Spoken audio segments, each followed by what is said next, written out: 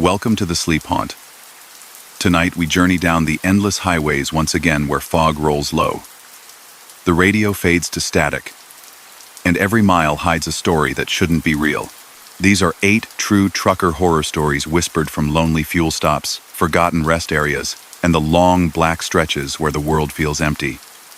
Stay with me until the last engine falls silent. And like our video, your light keeps us rolling through the darkness. If you're new here, subscribe to our channel so you never miss the next haunting mile. Now, take a deep breath, let the road hum beneath you, and listen. Story number 1. He took the desert at night because the air ran cooler and the rig seemed to float. Ethan had a reefer humming steady behind him and schedules marked in neat lines on a glowing tablet. The horizon was a pale smear beyond the hood, and the stars flickered like roadside reflectors. He'd left Ely late and pointed south along a long, flat straightaway that maps called a highway and the locals called nothing at all. The CB was quiet enough to make him check it twice, then a third time, just to be sure the silence wasn't a setting. By habit, he counted mile markers, a private rhythm that kept an edge on the mind. Mile 144, mile 145, mile 146. The road seemed honest, endless, and exactly what it promised to be. Then he eased past mile 147. He glanced back at the little green sign shrinking in the mirror, mostly to break the monotony. 3 songs and a handful of breaths later, the same green rectangle rose out of the beam again. 147. The shrug he gave it was confident enough. Maybe he'd drifted. Maybe the mind had filled in gaps. The night made small mistakes feel normal. He reset the trip odometer at the next sign he recognized, a rusted marker for a dry lake bed. He tapped the dash, not because the truck needed it, but because touch sometimes proves a thing is real. 6 miles clicked past. The Reese's paper he'd tossed by the shifter didn't move. The wind stayed flat. The moon, a thin coin over the flats, kept itself in the same spot. When the green plate slid up again 147, clean as new, the shrug left and something else took its place. He leaned forward. The wheel felt slightly warmer under his palms. Radio check, he tried, voice calm and neutral. It sounded like another person entirely, a mechanic idling in his throat. Radio check on 1 to 9. Static lifted, then fell. On the very edge, the sound of a phrase whispered by someone who wasn't in a hurry. Mile for mile. Keep right. Leave the left for the night. Ethan looked to the left lane, empty and darker than the right, as if the pavement there had given up reflecting. He eased a little more to the right, hugging the whisper's advice not because he believed it, but because he didn't want to hear the feeling of ignoring it. A sign promised a view area in 2 miles. The sign flicked by, its arrow harmless and cordial. He scanned the shoulder when 2 miles should have arrived, but the view area never took shape. Another 2 miles, another sign promising the same thing. The second sign had a dent in it he could swear he'd seen before, a chewed spot at the edge like someone had tested it with a pocket knife. The third sign came without the dent, and the paint looked fresh, reflective like eyes in his high-beam glow. He took the exit that wasn't there, and when that didn't work, he took a breath and eased his foot off the accelerator. The rig coasted smoother than it should have, as if the whole road had tipped the slightest degree in his favor. He set the flashers, checked mirrors that held nothing but clean black air, and brought 40,000 pounds to a careful, deliberate stop. Outside, the desert was all texture and hush. The tick of cooling brakes sounded busy in a place with no clocks. The night had a smell, not dust exactly, not salt, not sage, but something like old rain that had gotten lost. He stepped down, and the grit under his boots was the only loud thing. He kept a chalk stub in his vest pocket for trailer checks. He bent and marked the inside of the front passenger tire, with a thick white slash like a stubborn smile. If there were tricks afoot, he wanted to see them with something a map couldn't argue with. He climbed back into the cab and shut the world out with a soft thud. He waited a minute, watching the road in case something wanted to show itself now that he was pretending not to look. Nothing moved. The moon pressed its silver on the hood. The air vents breathed barely enough to be heard. He eased the rig into low, rolled the idle out like a thread, and set back onto the highway. He watched the odometer like it might confess. It dutifully counted. 1 mile, 2, 3, 4. He kept to the right as requested. The left lane, a suggestion he didn't plan to take. At 6 miles by the gadget, the green 147 rose quiet as a shrug. And then, at 7 miles, a thing appeared on the shoulder just to brains left of the place where instinct looks first. A little memorial had settled into the gravel. A bunch of fake flowers in a coffee can and a strip of reflective tape that had lost its sticky and curled like a shy hand. No cross, no name, no dates. Just the idea of a place where someone had stopped moving. He looked at his tire in the next bounce of the road and saw his chalk mark go by in the mirror like a wink from an old friend. The line angled exactly as he'd drawn it. Whatever path he'd taken, it had caught up to him. Ethan pinched the bridge of his nose and looked back at the tablet. The mapping line was straight as a ruler's edge, and his dot crept along it obediently, as if nothing was amiss. He touched the screen idly, and it recentered the map. He zoomed out. There were roads out there, old ones, faint gray veins parallel to the main black artery he was married to. An unlabeled service route that ran for a little while then disappeared. Not a road for heavy rigs, probably. But probably wasn't a word a night like this respected. He caught a glint far ahead, a shimmer like heat on wet pavement. It thickened into the shape of a truck moving toward him. Its marker lights stacked in multiples, more than regulations allowed, marching like little embers in a neat file. He shifted his eyes back to the right lane and tracked the line with more attention than the moment deserved. As the thing drew level, the air didn't whoomp the way a passing truck should make air answer itself. The wheels barely hummed. Its mirrors were set at an impossible angle, pointed away from the road as if they wanted to watch the desert instead. In his own mirrors, it didn't survive the pass at all. There was empty road behind, as clean, as if nothing ever used it. He reached for the CB, thumb hovering. The thought came simple. Keep right. He let the ghost of a truck go. The next artifact was human-shaped. A figure, in a reflective vest, stood where shoulder met hardpack, arm raised, a wand in his hand. The wand didn't glow, but the arm moved in the practiced, patient circles a flagger uses when painting air with instruction. Ethan slowed.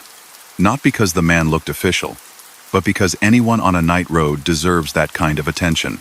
The vest had a logo he recognized from years back, a maintenance company that had gone out of business before he'd bought this truck. The man's hard hat sat a little too high on the head.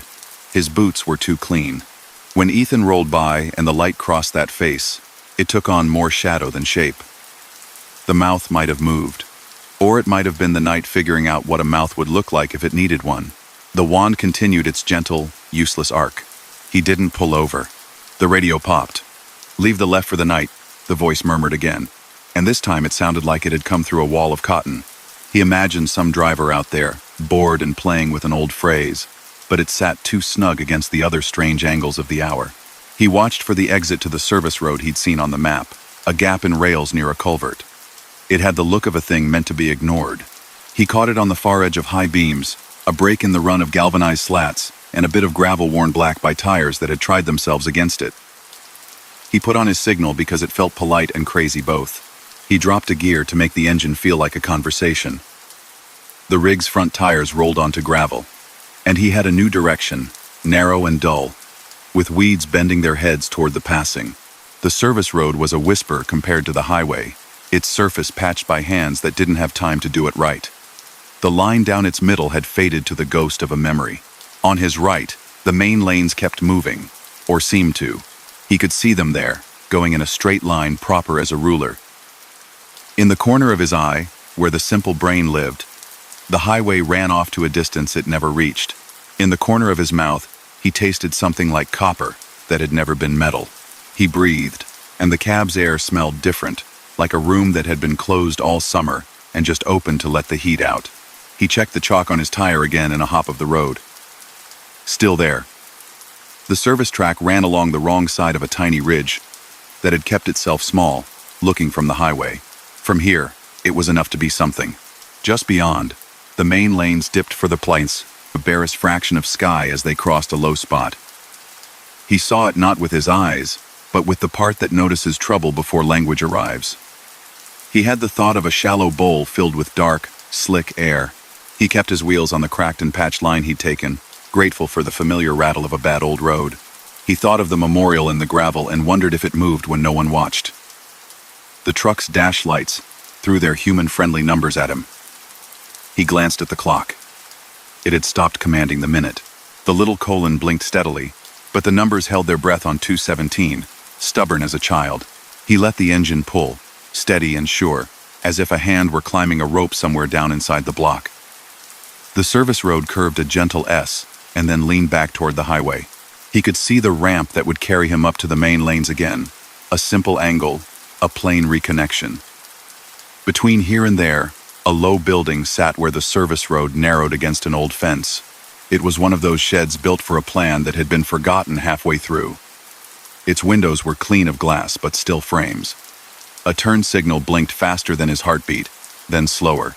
In the window, for the smallest second, he saw himself as if the glass had grown feelings about him. His cab was a smaller box, with a man inside it who believed in straight lines. At the ramp, he hesitated. He could see the highway, but it looked less solid than the little nothing road he was on. He looked to the right again.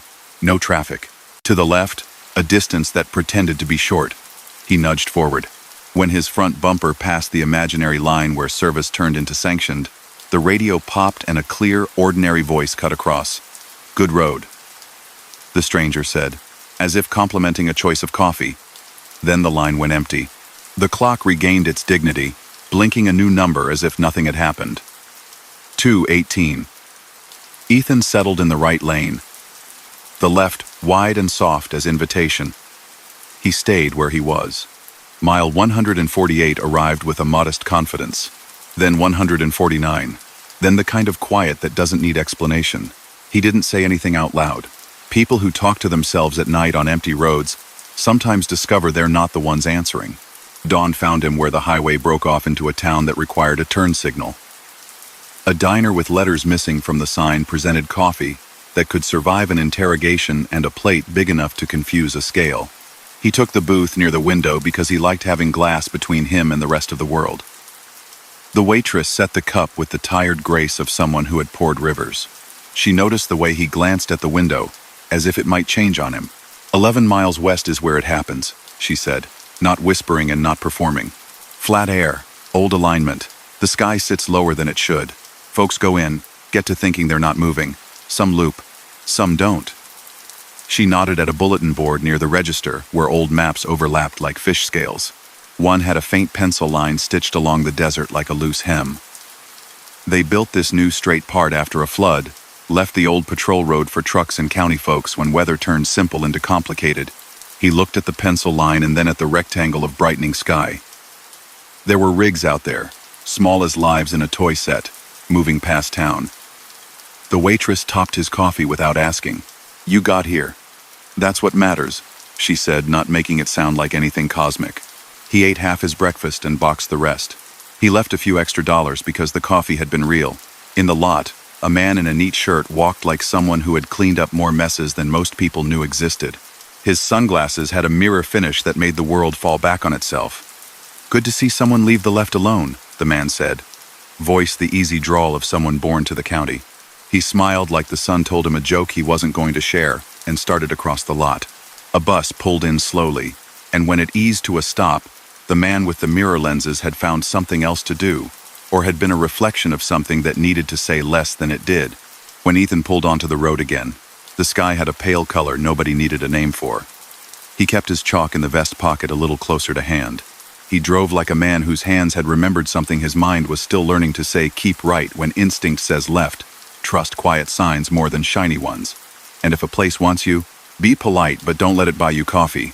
He passed mile marker after mile marker and counted the way he always had. The numbers didn't lie anymore. At 158, a crow flew parallel with the rig, keeping company for the length of a breath, then peeled away to somewhere else. He thought about the memorial and how it hadn't asked for a name. He thought about the service road, patched and forgotten. He thought about the voice on the radio that had spoken like a friend offering a second blanket. In later runs, on nights when the map was all he had, and the road was a strip of friendly darkness, he would find himself staring at the left lane as if it had something to say. He'd smile at the thought, then steer a touch more right than seemed necessary. Sometimes the CB would hiss, then sigh itself quiet, and he'd wonder whether anyone else had heard the advice that had kept him from being weighed by a part of the night that had no scales. He never saw 147 twice again, but he carried the feeling of it like a coin in his pocket, something small, smooth, and certain.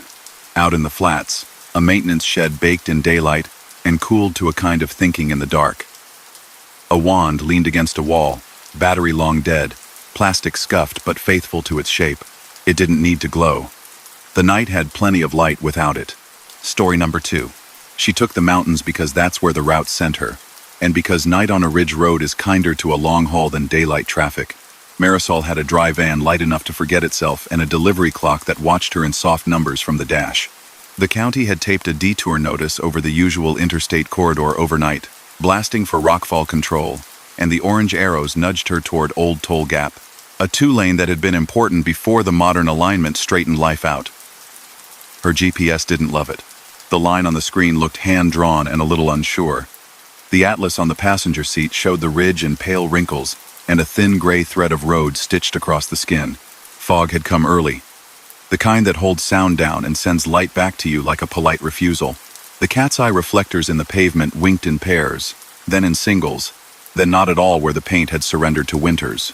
She settled into a patient gear, let the engine brake make a low conversation behind the firewall, and kept her hands loose on the wheel. The CB stayed on Channel 19, friendly and empty. The detour signs were professional, but tired. They blinked a lazy amber like a slow heartbeat. She passed a shuttered wayside vista point and a sign that offered a brake check area in a turnout that could have fit a single city bus on a good day. She eased the rig in anyway because habit is what keeps people for a very long time, and checked her air, thumped a tire or two, and listened to the mountain like it had something stuck in its throat. The fog beaded on her eyelashes when she stepped down, mist pinpricking the skin on her cheeks. Somewhere in the black beyond the rail, a creak muttered to itself. Back in the cab, the vents pushed warm air like breath. The ELD chimed a sleepy warning that she had an hour left to play with before rules turned from ink to iron. She set back out. The slope sign warned 8% next 7 miles with a certain pride, like a tour guide pointing out a landmark. It started with triangles. They were the reflective kind, old school and heavy, the red borders still rich under the years. 3 of them, set in a perfect sequence on the lane line ahead. One close, one farther still. Exactly the spacing the handbook shows, but real, on wet road. She saw them through fog, and felt the little jolt that says someone up there has trouble. Hazard lights off in the murk answered her eyes with a shy wink.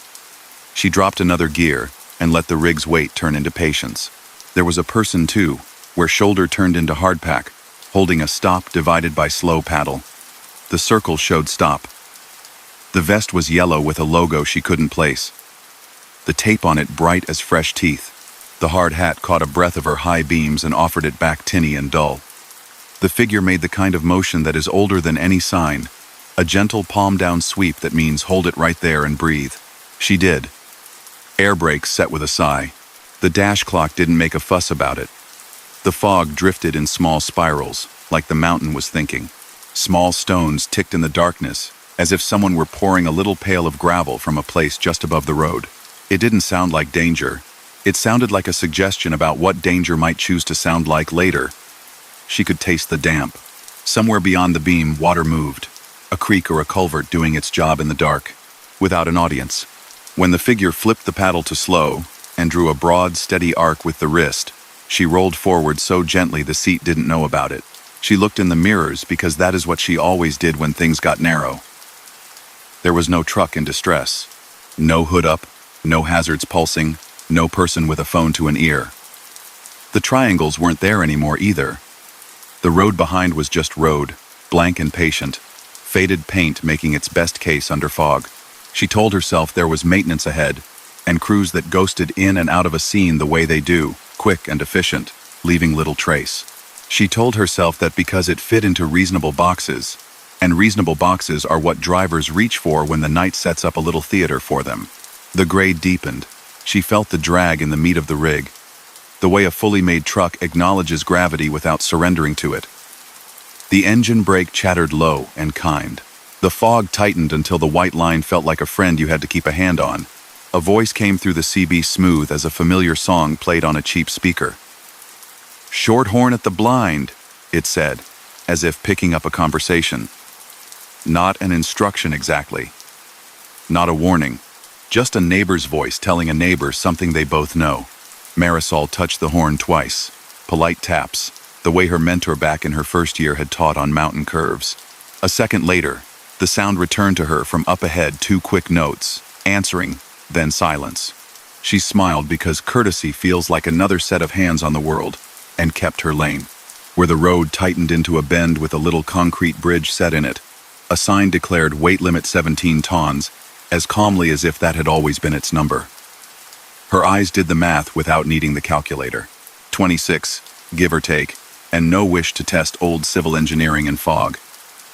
She braked, and came to a careful stop before the bridge's guardrail could get personal. There was nowhere obvious to turn a 48-foot trailer into a safe circle. The creek below talked on a little louder, surfacing the way water does when it finds its own idea of gravity. She put her 4-ways on because a teacher once called them her little lighthouses, and sat with her hands slack and ready. The night didn't bother to answer. The ELD made a noise about minutes. She let it talk. The CB cracked again. Not a pop of static, but the soft throat clearing that says someone is about to place a chair near yours. "Southbound. You don't want that deck," the voice said. A man's voice, older than she was, sure, but not bossy. "You're heavy for it. Back and right. There's a lay, by tucked into the laurel, 2 foot at a time. I got your tail." She took a breath that went in slow and came out slower. "Copy that," she said, because talking back makes the world real.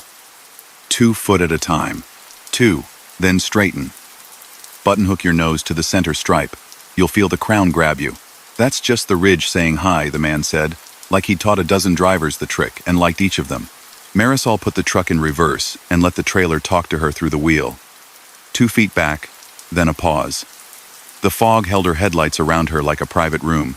She saw nothing in the glass but that soft white, but she felt something else, the sense of space widening to the right, the road's edge curling back into what might be dirt. She turned half a turn. The trailer followed like a cousin meeting her at a door. The creek kept its private conversation. "Good. Again. 2. There's a whisper of gravel. That's your line," the CB said. He didn't say his handle. He didn't rush. He didn't make it dramatic. The most reassuring thing about the voice was that it had better things to do than be dramatic. She kissed the trailer tires against the edge of a gravel lay-by she hadn't known was there. The smell of something green and resinous drifted in through the cracked driver's window pine. A little raw, the kind a sawmill makes the air wear. She made one last featherlight pull on the steering wheel and felt the rig settle into a geometry that meant the bridge was off her nose, and the lay-by was hugging her axles, space where there had been no space. "Hold for the slide," the man said, as if ordering cornbread with his chili. She paused because the words asked for that. On the far end of the little bridge, a handful of pebbles shuffled down the slope and pinged the guardrail with small, hollow taps. Not much. Then another set, slightly larger, like the mountain was clearing its own throat more efficiently. One fist-sized rock rolled onto the lane, enjoyed a moment of being the center of some little world, and settled to a stop. No theater. Just the kind of reminder every mountain gives out now and then. "That's all the river wanted to say," he said. "Let the fog quit watching you. When your hazards blink 3 in a row a little off from each other, that's your time. Then easy across the line. Keep your steer to the paint." She looked at her 4-ways like they could be persuaded into prophecy. Blink. Blink. Pause. Blink. Blink. Blink. Blink. Blink. Not quite in their usual rhythm. It could have been a fluke, electricity being itself. It could have been what he said it was. She took it, because the night had made its offer with a hand too patient to be refused. She eased off brakes and let the rig creep around the reach of the bridge's abutment without touching it, her eyes making a quiet pact with the fog that neither of them would try to make this into anything more than it was. A big machine threading a small idea. The weight limit sign stood at her shoulder like a rule that only applied to someone else, but she honored it by not testing its patience. The truck made the little crossing feel like a hallway whose lights had been turned down to kindness. On the far side, the grade softened, and the laurel and pine held their damp secrets in a way that felt less like warning and more like seeing her off. "Nice work," the voice said, and she could hear the smile rubbed into the words. "Keep it in third to the convex mirror post. You'll want the inside line, where the guardrail bows." She followed that, and at the little convex mirror that let opposing drivers see around the bend, she tapped the horn twice again because courtesy had become a ritual now. The mountain sent silence back, approving or indifferent. "It's hard to tell and doesn't matter. Appreciate the help," she said into the handset. "What's your handle?" "Wells," the voice said after a pause long enough to make wind busy in the antenna. "They called me Wells when they needed me. Keep it between the white and the day. Stop at Summer Hollow. Coffee's safe." "Tell 'em Wells kept the left clear." The radio went soft again, not dead, just less awake.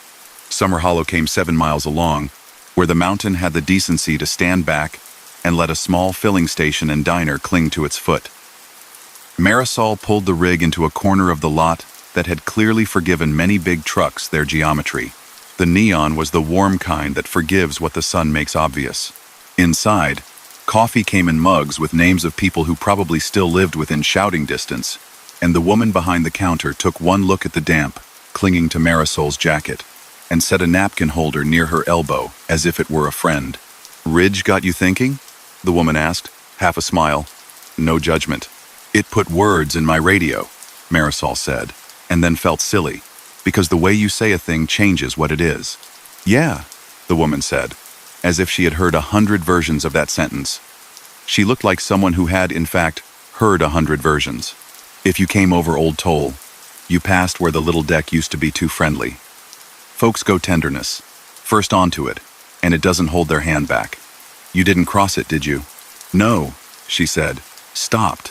Someone told me to back into the laurel and wait." The woman's eyes went to a bulletin board that had a mix of trucker notices, lost dog flyers with curled edges, and a photo of a logging truck with a name flaking off the door. Breyer and Son. The truck had the long, sloped hood of a time when mirrors were smaller. The man leaning against it had sunglasses on top of his cap, like he'd lost a pair in the creek once, and didn't intend to lose another. Wells liked triangles, the woman said. She wasn't talking to fill air. Perfect spacing.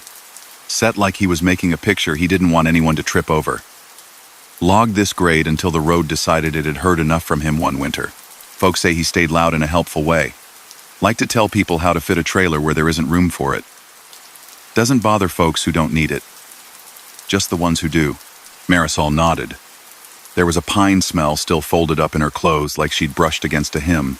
She paid for the coffee and a piece of pie that looked like it would accept being carried in a napkin later if it had to. On her way out, the woman pointed with her sip cup toward the lot. "You got something on your ladder," she said.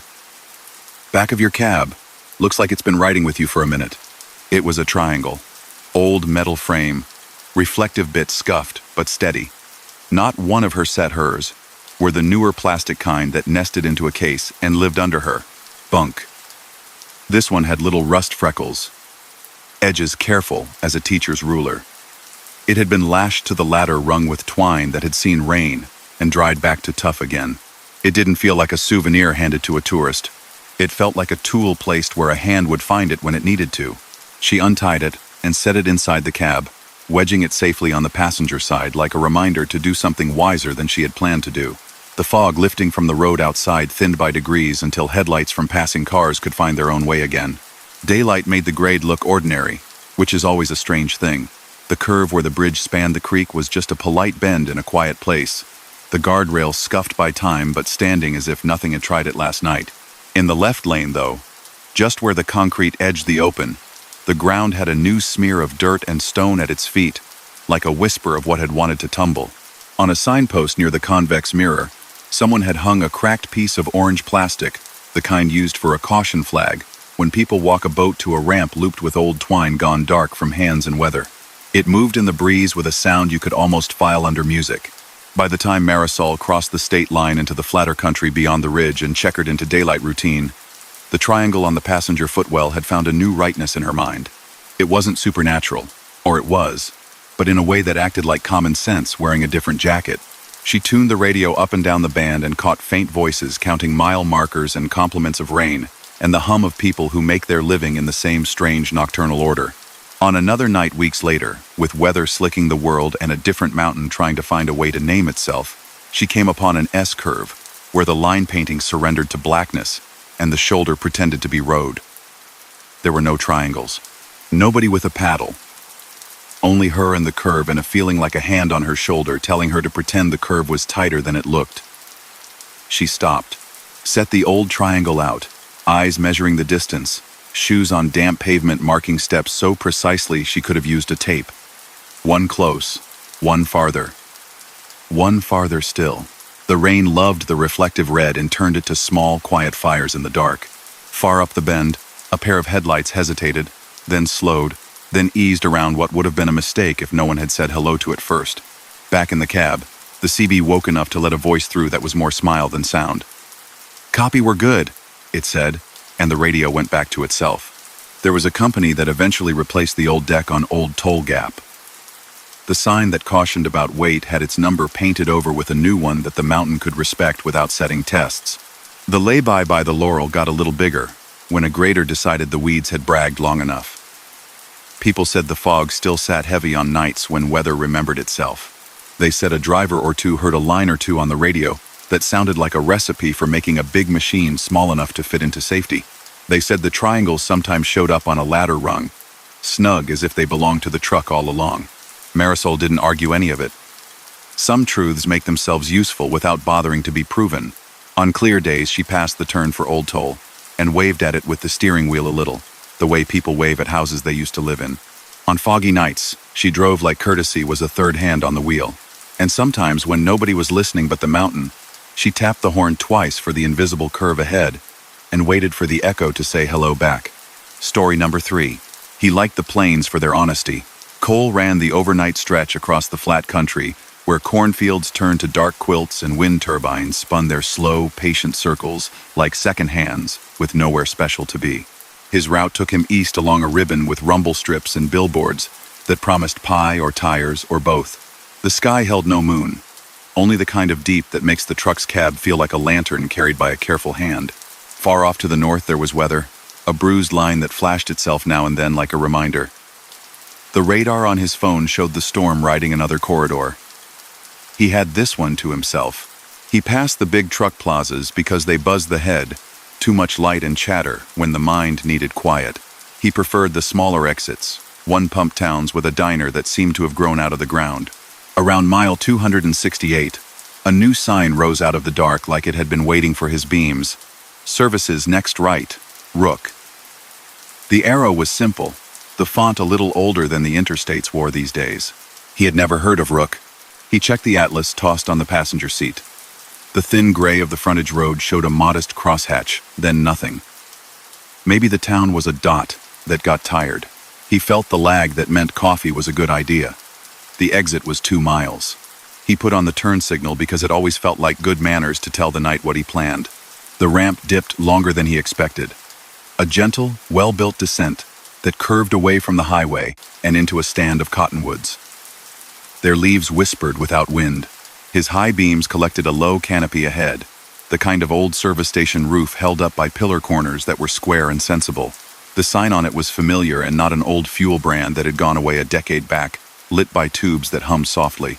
A motel with doors that faced the parking lot sat to the right, the kind of place with a bold promise of Kohler TV still painted under the eaves from a different year. A diner kept watch on the left, wide windows throwing warm light and the idea of coffee into the lot. He nosed the rig onto the long strip of cracked concrete and swung alongside the diesel island. The pump was clean. The keypad beeped politely. He swiped, waited, and then the beep turned thoughtful. The screen stuttered, then declared, SEEE attendant, like a teacher assigning extra reading. He glanced toward the storefront. The inside looked like any station anywhere. Racks of chips, a row of coolers, a lottery terminal with a glowing blue sign that could have been any season. The person behind the counter glanced up, lifted a hand without surprise, the motion of someone who knew who came through at this hour. Cole set the brake and stepped down. Night air touched the back of his neck, cooler under the canopy. Somewhere out on the black fields, a hinge creaked, maybe a barn door. Maybe a windmill checking its own weight. He walked inside. The bell over the door rang. A bright, simple ring that didn't bother to pretend. The guy at the counter had a name tag that read LEX in a font that looked hand-cut. He had a face that could have been 30 or 50. One of those faces that learned not to be in a hurry. "Pay at the desk tonight, friend," Lex said, as if they'd done it this way before. "Card's good here." Cole slid his card. The terminal did its little digital handshake, then spat a receipt with tidy letters. The time down in the corner read 3:11. He looked at his dash earlier. It had been 2:53 when he took the exit. He glanced up at the analog clock behind the counter. Its hands agreed with the receipt in themselves. 3:11 without a tremble. Maybe he'd misremembered. Maybe the highway made minutes fold. He tucked the receipt in his pocket and headed back out. The pump woke, the digits rolling with the old-fashioned clack instead of a whisper. Diesel flowed with the clean smell that always lived under grease and dust on nights the air behaved. Over near the diner, a cat walked the top of a trash can lid like a tightrope, turned a circle, and sat to watch nothing in particular. A payphone hugged the wall between the restroom doors, a sturdy black relic with a brushed metal instruction plate polished by fingers that had looked for change without finding enough. It rang a bright, ringing note as old as movies, and then stopped, like the phone had thought better of it. He topped off, clicked the nozzle into its cradle, and rolled the cap home with a little twist that felt like punctuation. Inside the diner, the waitress met his gaze like a neighbor. He took a booth where he could see the lot. Coffee arrived with a steam that carried something like cinnamon, or maybe it was just the night deciding to be kind. The radio over the counter played a country song that had survived many summers. It hit a chorus, and then, when the verse should have come, it slid calmly back to the chorus again. If anyone noticed, they didn't say. He checked the receipt again, not because he didn't believe it, but because he wanted to watch the numbers behaving. Rook Fuel, 1160 Old Road. The address looked like a memory. He put the paper back in his pocket. The waitress refreshed his cup like she'd already promised herself she would. "Where to?" she asked with the sort of curiosity that doesn't ask for more than the first answer you give it. "East," he said, smiling. "Until the road argues." "It will," she said. "Have a little patience when it does." He paid in cash because sometimes that felt like shaking, and hands with a place. As he stepped back outside, the payphone rang again. One ring, two, and then silence. The cat walked down the trash can lid and vanished into shadow that didn't have a door in it. He climbed back up, checked his mirrors, set the blinker. The ramp back to the highway arched out of the lot as clean as the way down had been. He took it, the truck pulling like a horse that knows the fence is open. He merged onto flat blacktop and the rumble settled into familiar. The odometer clicked the next mile. He exhaled, not with relief, but with the sense of having done something that was the right size for the moment. Then the Fuel Island canopy appeared ahead again, right where it had been, except the fuel brand sign had a different color from a different year. He looked down at his hands. They were holding the wheel, in the same way. The lot spread itself in the glass with the same arrangements: the diner, the motel, the cat now asleep like a knotted scarf on the hood of a car that had not been there a minute ago. He let the rig idle to a stop a few feet before the pump, because stopping anywhere else seemed foolish. He put his hazards on, watched their amber beats flicker on the paint of the pillar, in a rhythm that felt like a metronome learning a new song. Inside the cab, the CB crackled even though he had left it off after supper. A voice stepped through, steady and local, and the kind of calm that comes from sit-down chairs. "Eastbound white sleeper with the taped mirror. You're good right where you are. We'll keep you a minute." Cole glanced at his mirror. A line of clear tape crossed the corner of the housing where a rock had starred the yellow lens an hour after he'd left Oklahoma City on a different night. Nobody out here should be close enough to see that unless they were standing and looking. He thumbed the switch, and the CB lamp glowed. "Copy?"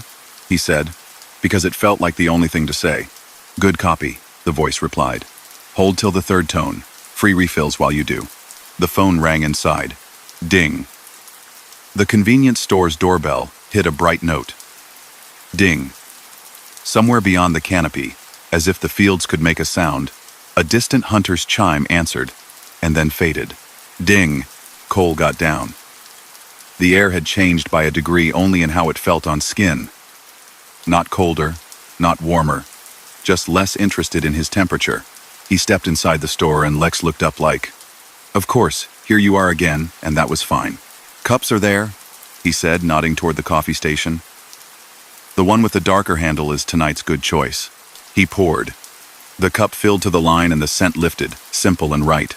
On the counter, beside a bowl of mints wrapped in red cellophane, there was a tin of wheat pennies with a handwritten sign. Take one. He picked one without thinking. 1,944. The numbers worn by pockets. You got the radio? Cole asked, as if it was a normal question. He could hear his voice, and it sounded reasonable, which was the strangest thing about it. Lex's smile didn't change shape. We got a few ways to tell people what they need to know, he said. It could have been an answer to a different question. He slid a new receipt across the counter. The time said 3:11 again.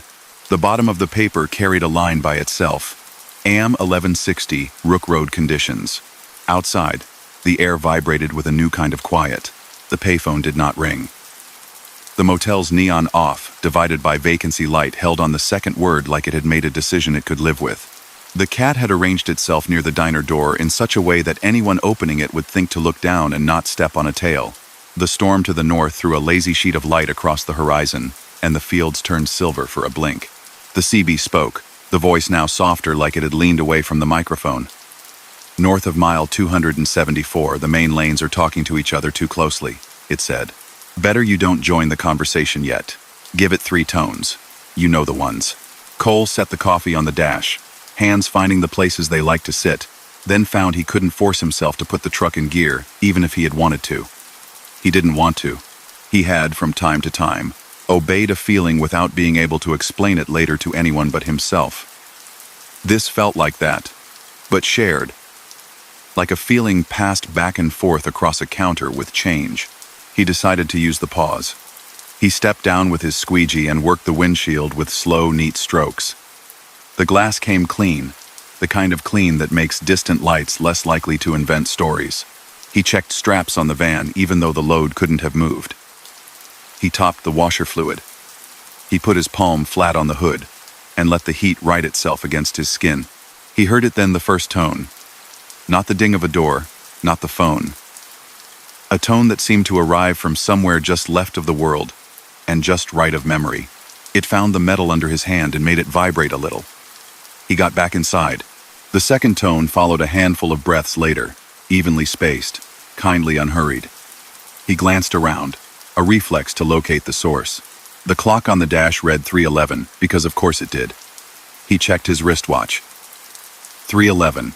The coffee steamed, as if it could wait all night. The third tone arrived, and then there was the gentlest shift, as if the lot had needed to settle a little and had found its spot. The CB voice returned, pleased without boasting. There you go, it said. Ease back. Frontage to the east ramp this time. Don't take the loop. You'll see why. Cole did what it asked, because by now the economy of the requests felt like someone who had set 1,000 nails and knew what made a good hammer swing. The truck rolled, tires taking the snake of frontage before the main ramp. He glanced to the loop he would have taken out of habit. It was closed with barrels, the reflective kind that make drums out of night. He hadn't noticed that before. Maybe it had been closed the whole time. Maybe it had closed just then for him. Either way, he moved where he had been nudged. The highway accepted him again without comment. He brought the rig up to speed carefully, merging like a man stepping into a conversation that had sharpened and now would allow quiet to enter. A few miles on, a glow on the horizon turned into activity, not chaos, not spectacle, just the honest busyness of people doing their jobs on the shoulder. Amber arrow boards pulsed, asking traffic to think differently. Patrol lights revolved like patient lighthouses. A long chain of brake lights lay out like a red scarf in the right lane. On his side of the median, eastbound, cars flowed steady and cautious, the way people do when the night tells them to keep their voices down. On the other side, westbound, a cluster of hazards blinked from where vehicles had come to disagreement and then to rest. No smoke, no fire, no sound he could hear, only motion slowed by care. He didn't stare, because that isn't what the situation required. He kept his lane, eyes forward, hands steady. The AM band found him on its own when he brushed the dial. 1160 offered crisp words like they had been ironed. "Thank you for your patience.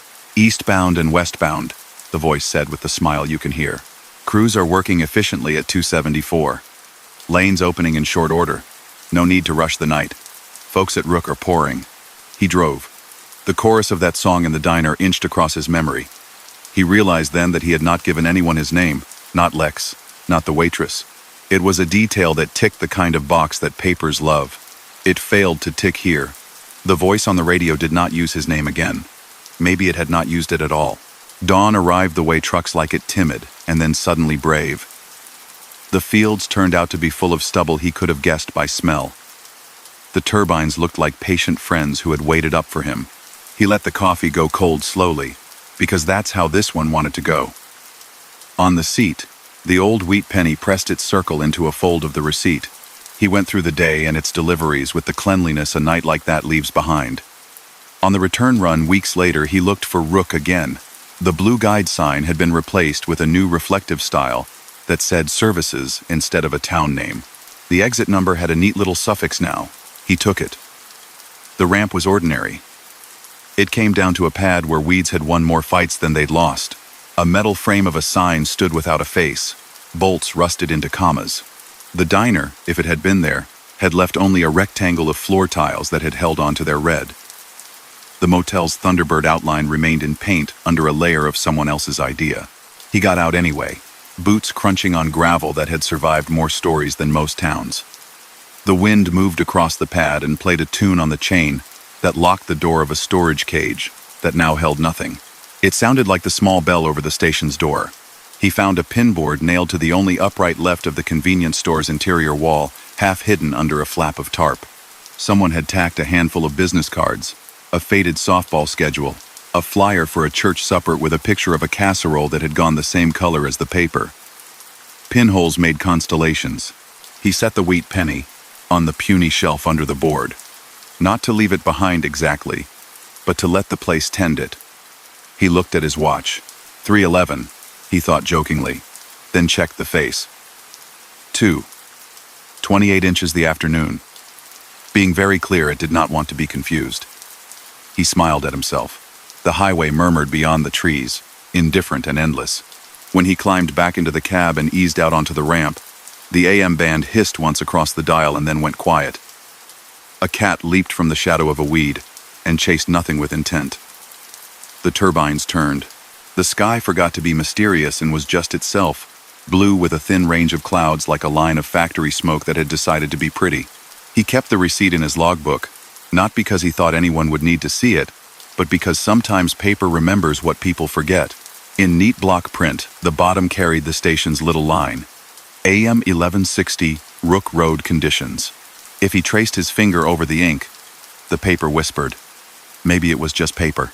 On other nights, with the plains wide as courage and the highway candled by the reflectors, he sometimes saw a guide sign flicker. Services next right.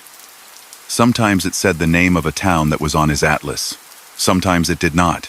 He learned that if he felt that small hand on the back of the neck that urges a pause, it was fine to follow it to a place that made the coffee fresh and the chimes honest. He learned that some exits are there to offer a delay that is not a delay at all, but a hand placed lightly on your shoulder until something ahead has put itself back together. And he learned that you don't need to tell anyone about those stops to have them be real. You only need to take the ramp when the night asks, and wait for the third tone. Story number 4. He took the river road because the interstate bridge was closed for overnight deck work, and the detour signs had that patient confidence that suggests someone thought hard before asking everyone to change their habits. Harlan wasn't thrilled. He had a refrigerated load that liked smooth lanes and predictable grades, not the meandering low country where the air smelled of damp grass and iron. But the clock was generous if he didn't waste it, and the night was kind in the way nights are when fog piles low over the flats and the stars take a step back. Asphalt surrendered to concrete slabs with weeds in the seams, each joint a soft drumbeat under his tires. The river announced itself before he saw it. A taste of metal in the air, the faint, steady pulse of a foghorn far away, and the way the wind changed direction without apologizing. Ahead, the detour sign carried a second line that made him blink. Truck ferry, 7 miles. It had a date stenciled at the bottom like an afterthought. He glanced at the atlas on the passenger seat. No ferry was marked. The big page map showed the river rolling in a lazy S with a single modern crossing west of here, now closed for the night. He checked his phone. The little bars wobbled, uncommitted. He drove on because what else do you do when the arrows keep pointing forward? The road narrowed from 4 lanes to 2, and then to a single lane, with polite turnouts that bowed into the marsh reeds. Posts with round reflectors tracked the shoulder like eyes that knew enough to be helpful. Something in the fog made light behave oddly. Headlights pushed forward just far enough, and then sagged back, like a breath that didn't want to be wasted. A white wooden sign with hand-painted letters rose at the edge of the beams like an old neighbor's warning. Ferry approach. Set brakes. Windows down. Do not sound horn until signal. The last line felt like a rule from a different century. He took the slow grade into the landing and found a wide concrete apron gone soft at the edges. Tire marks fossilized into it like old handwriting. There were no other vehicles. A shack sat back from the water. A small office made of panels and good intentions. Porch light yellow and steady. A bell hung under the eave on a short rope. Not a doorbell, not a buzzer, an actual bell. He rolled to the painted line set a truck length from the water's edge and set the parking brake. The hiss felt loud against the hush.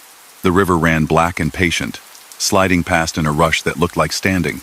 He cracked the driver's window and the passengers for a cross breeze the sign would have approved of. The night stroked his arm with air that felt like it had dissolved an old coin and decided to share the flavor. In the side mirror, he could see the glow of his refrigerated unit's marker lamp. A red dot that blinked every few seconds because its designer believed that blink made everyone safer. Beyond the fog, something low and broad pushed a chill into the air. He didn't see it so much as notice what the water did in its presence. The surface broke into a gentle lattice, as if a large hand had dragged 3 fingers lightly over it. Then the bell under the eave rocked itself into a single, clean strike. Not a frantic clang. One ring that found a place in the night and sat down. Boarding was a quiet ballet. The ferry nosed out of the dark like a barge that had decided to copy a boat. It wore square lights, not bright enough to make shadows. A single handrail ran the side. A ramp dropped with a soft metal complaint that stopped before it could turn into an argument. No one waved him on. No voice asked him to move. But the way the ferry held itself made the next action obvious. He released the brake carefully and eased forward. The ramp creaked under the weight and then settled with a sigh like an old floor accepting a dresser. Once he was aboard, his headlights lit a deck painted in strips, the kind of paint that seemed to have learned to be tough by spending time near salt. The lines on the deck were not quite squared to the lines of the ramp, in a way that made his eyes want to correct what the world had made do with.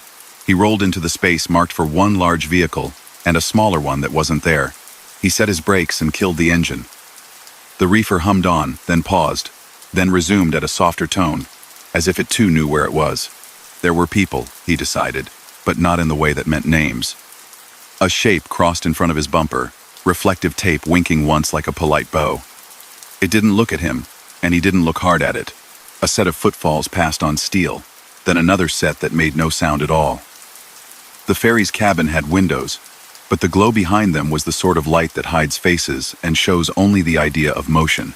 On the shack back at the landing, the rope set itself into motion again without anyone near it.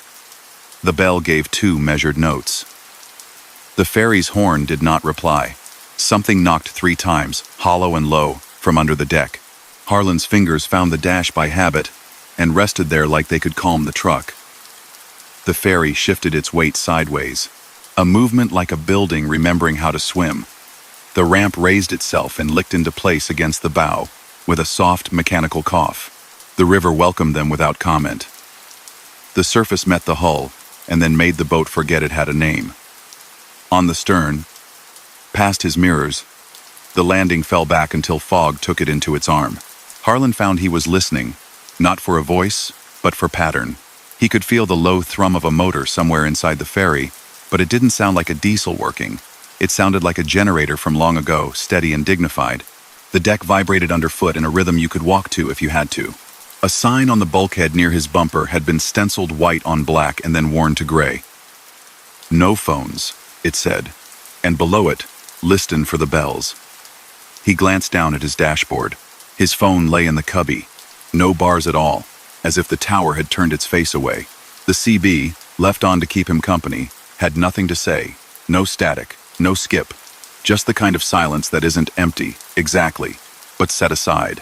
When the fog thickened to the point that the lights on the ferry's rail made halos instead of beams, the bell sounded again somewhere in front of them. 2 rings close together. A pause, then one more. They changed direction without a jolt. He didn't feel the rudder move. He felt the deck tip its opinion slightly and the river agree. The foghorn upriver sounded, low and patient. It seemed to echo off nothing and yet return, as if the fog held voices like breath cupped in hands. Halfway across. If halfway means anything on a river that moves even when you don't. Harlan heard the reefer's fan shift down another note and settle into a hush. So even he turned around in his seat. He looked down the length of the trailer in his mirror. Nothing about it had changed. The marker light blinked at the same polite interval. He became aware of something else, the kind of attention you feel when someone looks at you through glass from another room. He rolled the passenger window a sliver more, and the river answered by sending in a colder line of air that slid along the floor and warmed as it lifted. He put his palm out. It felt like laying your hand on an old page that had been kept in a drawer, cool, textured, important in a way that has nothing to do with words. The knocks came again, 3, and then 1, spaced like a simple code. On the dock, on the first ferry he ever took as a kid, an attendant had explained the pattern, the river. Crew used to talk without shouting. 1 was for line, 2 for throttle, 3 for rudder, he thought. Or maybe that had been a different dock, a different code. He didn't need to translate this one. He only needed to hear that it was there, a language contained in the boat's bones. Past the rail, the river's surface changed shape. Not chopped, there was hardly any wind, but a slickness slid over the water. A dark pane that looked heavier than what it covered. The ferry rode over it, and, for a breath or two, Harlan's ears got that cottony feeling you get in an airplane when it decides it wants its own pressure. The world went quiet in a more deliberate way. Even the reefer let go of its whisper. From the fog, a bell sounded not once, but twice in quick, inverted echoes, the second one clearly delayed by something that wasn't distance. He reached to turn the key to start his engine, then pulled his hand back. The black and white sign didn't shout, but it didn't like to be ignored either. He stayed still. The ferry moved as if set by hand. The glow of a shoreline came into being, low and a little crooked. Sodium lamps along a gravel lot made puddles of dull yellow that didn't reflect much. A ramp lifted at the ferry's bow and matched itself to a slab without having to be told twice. The bell on this side shack stayed still. Nothing in the windows moved. A shape crossed the ramp where he should have been able to see feet, and he did not. The knocks under the deck rolled in a calm pair, then stopped. For a second and a half, Harlan had the perfect urge to put the truck in gear and descend before he had been invited. It felt like the moment you get at a 4-way stop when you think, these other drivers will take care of me if I go first. He did not move. The ferry waited. Then, from the far shore they'd left, faint behind fog and water, the little bell rang once, like clearing its throat. From the landing in front of him, it answered once. And then, very gently, the ferry backed an inch, forward 2, backed an inch, testing something only it could feel. The ramp settled a final 1/4 inch. The handrail lights steadied. A shape in reflective tape tapped the deck twice near his bumper, with something that sounded like a metal rod on old steel. Not a voice, but a motion you can hear. Harlan released his brake, nudged the accelerator, and the truck began to roll, carrying 40,000 pounds of somebody else's product over a bridge that floated. On the new shore, the apron was wider than the other sides, as if this landing had been built for more ambition. The lot fed a 2-lane road that let a canopy of trees knit themselves back together overhead. A sign to the right promised a way back to the main highway if you believed it. He set his course slow to read it as he passed. The lettering had been straightened by a careful hand. Turnpike 9 miles, it said, then below it in smaller letters, keep left at the old sycamore. He smiled despite himself. Directions that used trees were the kind that worked. He made 9 miles through a tunnel of wet leaves that kept the fog in but forgave that he was there. At one turnout, the trees pulled away, and a pair of billboards stood in a field facing the road in opposite directions. One, faded into a pleasantly melancholy, promised a museum that no longer existed. The other asked him to think about tires, which he did for a second out of politeness. At the 10th mile, the road he rode slid up to meet a 4-lane that accepted him like a river branch joining the main. This road had traffic enough to feel normal again. The fog lifted its shoulders and left him alone. A few miles on, he saw the churn of orange at the bridge work a glow of caution lights and figures in high-visibility rain gear, moving like practiced punctuation. His route took him under a temporary gantry and into the section of highway the detour had saved him from. The CB found its voice again, murmuring about mile markers and coffee. He tuned to the local channel because it would have been rude not to, and heard crew voices talking in that language only the people who do the work understand. Someone laughed, quickly, but kindly. He liked that sound. He pulled into a truck stop past the bridge to stretch and check the reefer's temperature readout. The lumpy neon still worked on the sign, which felt like an accomplishment. At the counter, a man with a weathered hat and the smile of someone who wanted to ask how your day had gone but would not, if you didn't offer it, looked up from a clipboard. "You make the detour?" the man asked. "Ferry," Harlan said, because he wanted to see what the word did to the room. "Night freight," the man said back, and nodded as if discussing a shared recipe. "That old slip makes a liar of maps. Only way across when they set up those deck jacks and take the whole eastbound span out. Didn't see anyone charge a fare," Harlan said. "Didn't see anyone much." The hat tilted not in surprise but in recognition. "They don't, mostly. Been that way since before I got here. They run her when the river is thinking nice and when someone needs it. Stop the wrong second and you sit with the fog and think you missed it. Stop the right second and you ride." He pointed with his pencil toward a corkboard where employee notices and miscellany shared space. A black and white photograph from some time when cars had tail fins showed a flat barge, 2 trucks loaded nose to tail. The men on deck in caps and coveralls looked toward the camera with expressions that fell somewhere between pride and the ease of people just doing Tuesday. At the bottom of the frame, neat letters read, "Third Crossing Night Ferry." "Third?" Harlan asked. "The first 2 weren't the kind built for what the river decided to be," the man said. "Third had patience. Ran later than anyone expected. Folks said it learned to hear. I just know it shows when the bridge closes, and not everyone can wait till daylight. Goes quiet when the day wakes up. Don't argue with it. You won't win." Harlan stepped back outside into air that had decided to be merely humid rather than dramatic. The reefer's marker light kept its schedule.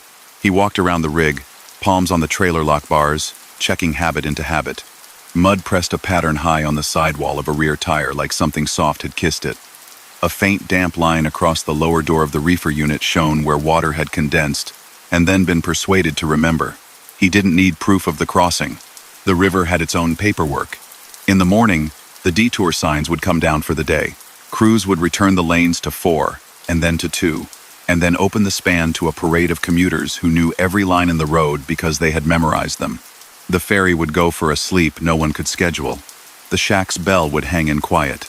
The painted words telling people to set their brakes and lower their windows would look quaint to people in cars with sealed shells and fans that made white noise. The river would keep its opinions. During another run a week later, he took the same detour out of choice more than necessity, curious to see if the night made the offer twice. The sign still asked people to use the ferry after 10 p.m. He made the turn and found the landing tidy and empty. He set his brake, opened his windows, and waited.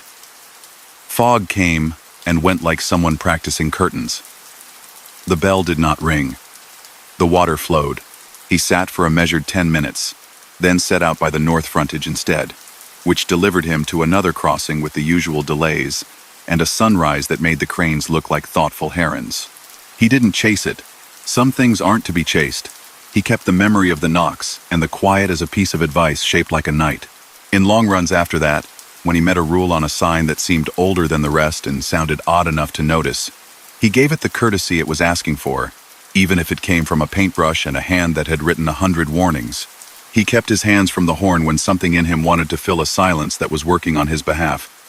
He listened for bells without expecting them, and now and then, on any bridge where fog drew long sleeves over the railings, he felt that gentle urge to go too soon and practiced, letting it pass the way a riverboat slides back an inch. Forward 2, Back an inch, to find the place the world wants it to be.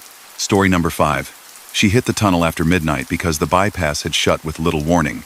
A hazmat spill flickering blue and red in her mirrors as the detour sign nudged her onto the older mountain corridor.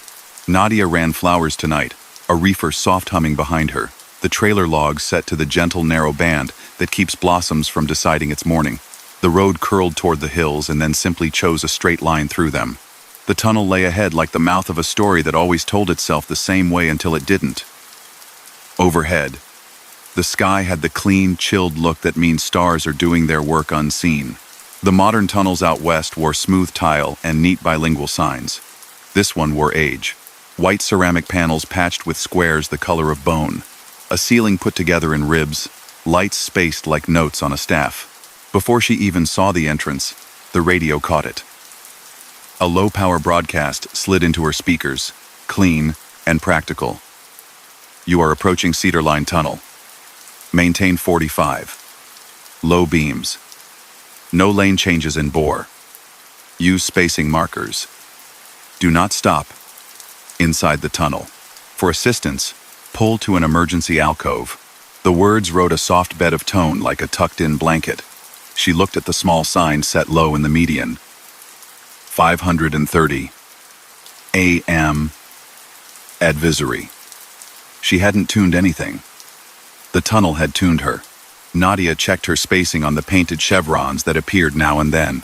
She'd been alone for miles. The night had thinned out the world until only her rig, the road, and the outline of a hill kept each other honest. She eased into the right lane because the left sometimes makes promises it can't keep in old places.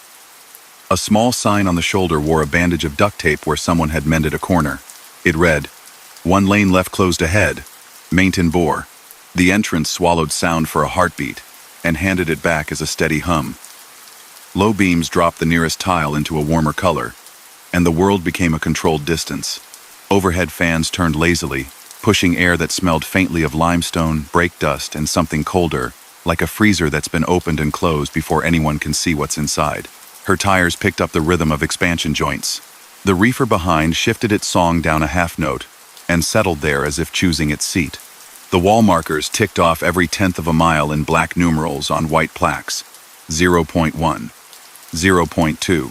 The ceiling lights made tiny halos in moisture that wasn't fog and wasn't smoke, just the sigh of air meeting rock. The tunnel's voice returned, not exactly an announcement, more like someone reminding a room of adults where the exits were. Keep your speed in the lane of travel. Do not stop between 0.7 and 1.1. Ventilation test in progress.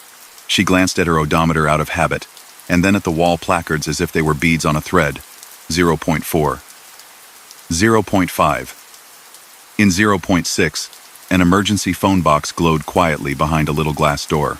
A light burned in the alcove in a way that meant the bulb had been replaced recently by hands that cared about such things. Up ahead, something blinked amber, steady, then slow. A maintenance cart rolled in the right lane, a squat thing with a flatbed and a single revolving light that moved at a dignified pace. It wasn't large enough to block her. It wasn't small enough to ignore. The cart bore a stencil in worn letters. KLT3. Its driver was a silhouette behind a sheet of plexiglass that had been buffed clear in an oval where someone's hands always fell. Nadia touched the brakes to match its speed and stayed a careful 30 yards back, thinking the cart would pull into an alcove and let her by. It didn't. It led. The voice on 530 said nothing for a long 30 seconds, the kind that feels longer in a place with walls. When it came back, the tone had changed. Not urgent, just particular.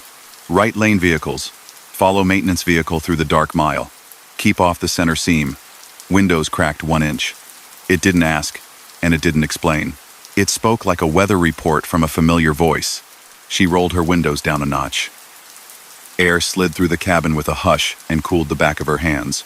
At 0.7, the light over the lane ahead of her blinked twice and then went out, and the one after it followed in a measured wave. The darkness was not total. Wall sconces that she hadn't noticed before came alive low to the right, lighting the edge of the lane like careful candles. The cart's revolving amber painted the tile in a slow, reassuring heartbeat. The center seam ran between lanes like a spine in the concrete. It held a darker shade, the way things do when they've supervised too many years. The cart kept right of that seam by the width of 2 hands. Nadia matched it. The tunnel floor sang a little under her tires, a high, clean sound, like a wine glass rubbed by a wet finger. She had never heard a tunnel sing. At 0.8, something else entered the mix. A series of faint, regular knocks from somewhere below, as if the whole bore had a heartbeat it shared through metal. 3 taps. Pause. 1 tap. 3 taps. Pause. 1 tap. It wasn't Morse that she knew. It wasn't random either. She let it be.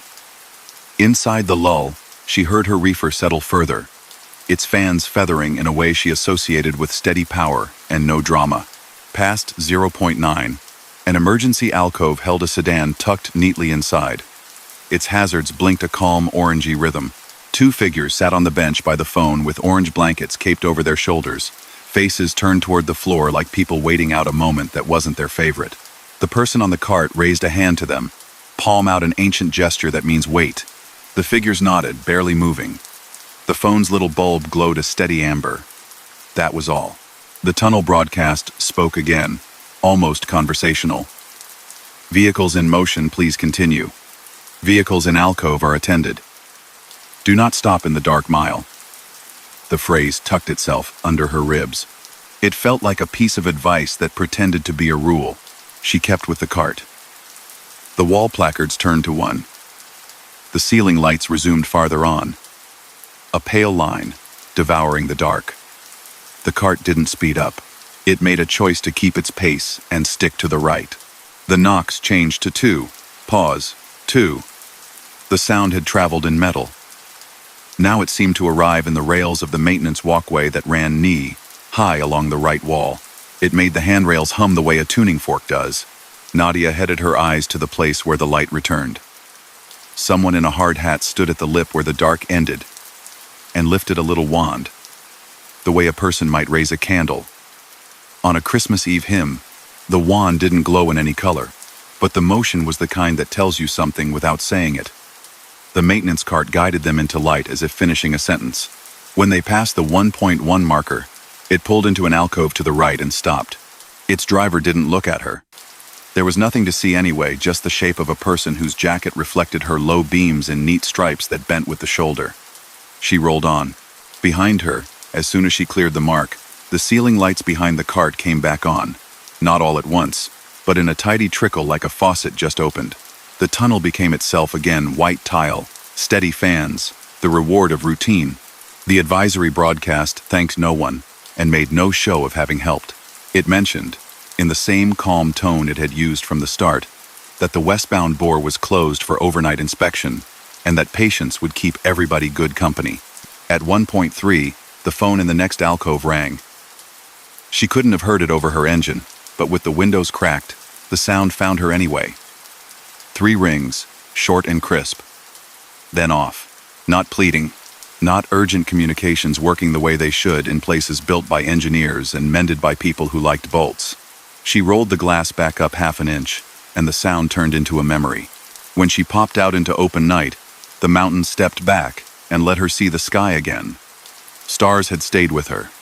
She hadn't expected that to feel like news. A staging lot immediately past the tunnel bore a handful of trucks idling and a state pickup with its light bar dark.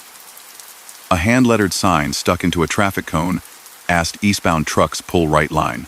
She eased in and sat where a man in a reflective coat pointed, palms open, giving the night's traffic shape without raising his voice. He leaned to her window and pointed 2 fingers at her passenger side mirror, and then at the base of the trailer. She rolled the window down further to hear him. "You good?" he said in the tone of someone who has asked this sentence to do many kinds of work. "You kept moving in there?" She nodded and kept words short. Stayed with the cart. His smile was small and private, less a performance and more a note to himself. "Good. Vent test on a night nobody planned. We lost a string of lamps in the north ceiling. They like to do that in stretches. If folks stop, we get a line back in the dark. If they keep rolling, we all get to sleep. Your cart knew the way," she said. It felt like something else to add would be dressing up a thing that had worked on its own terms. The man glanced toward the mouth of the tunnel. Wish I could take the compliment. Crews are on the other side tonight. Didn't put a cart in the eastbound. Haven't for years when we're just doing a fan cycle. He held her look long enough for her to know this wasn't a tease. He tapped the door with 2 knuckles, gentle as a toast. Windows cracked as wise, evens the ears. She set back out onto the highway with the slight clench that comes from being told something odd and useful in the same breath. At the next pull-off, she stepped out to check her straps because that was the sort of ground truth that puts your head back where it belongs. On the back of the trailer, crossing the latch handle where dust always settled despite her best efforts, a clean swath had been brushed in the shape of a hand, palm wide with the neat lines of glove seams. In the swath, someone had sketched with a finger. 0.7, 1.1. Keep 30. The writing had the awkward leftward lean that comes from writing standing up. She blew on it, and the dust moved in a tiny storm, but the message stayed for now. She didn't photograph it. Some things don't want to be pinned to a page. She ran her palm along the cool steel, felt the traitor pleasure of symmetry in the brushed shapes, and climbed back in. By the time she edged into the flat country that woke in clumps of lights, she had tuned the advisory station back to her usual company and let the tunnel turn into a line on the night's ledger. A week later, in a different state with a different range of hills trying on names, she picked up a load of packaged salads bound for warehouse doors. The route should have taken the bypass, but a detour letter in the yard's dispatch box sent her through a smaller boar's tunnel with a shorter name and a longer history. She cracked her window a finger's width before the entrance, and the air put a note in her ear that smelled faintly of rain that never reached the ground.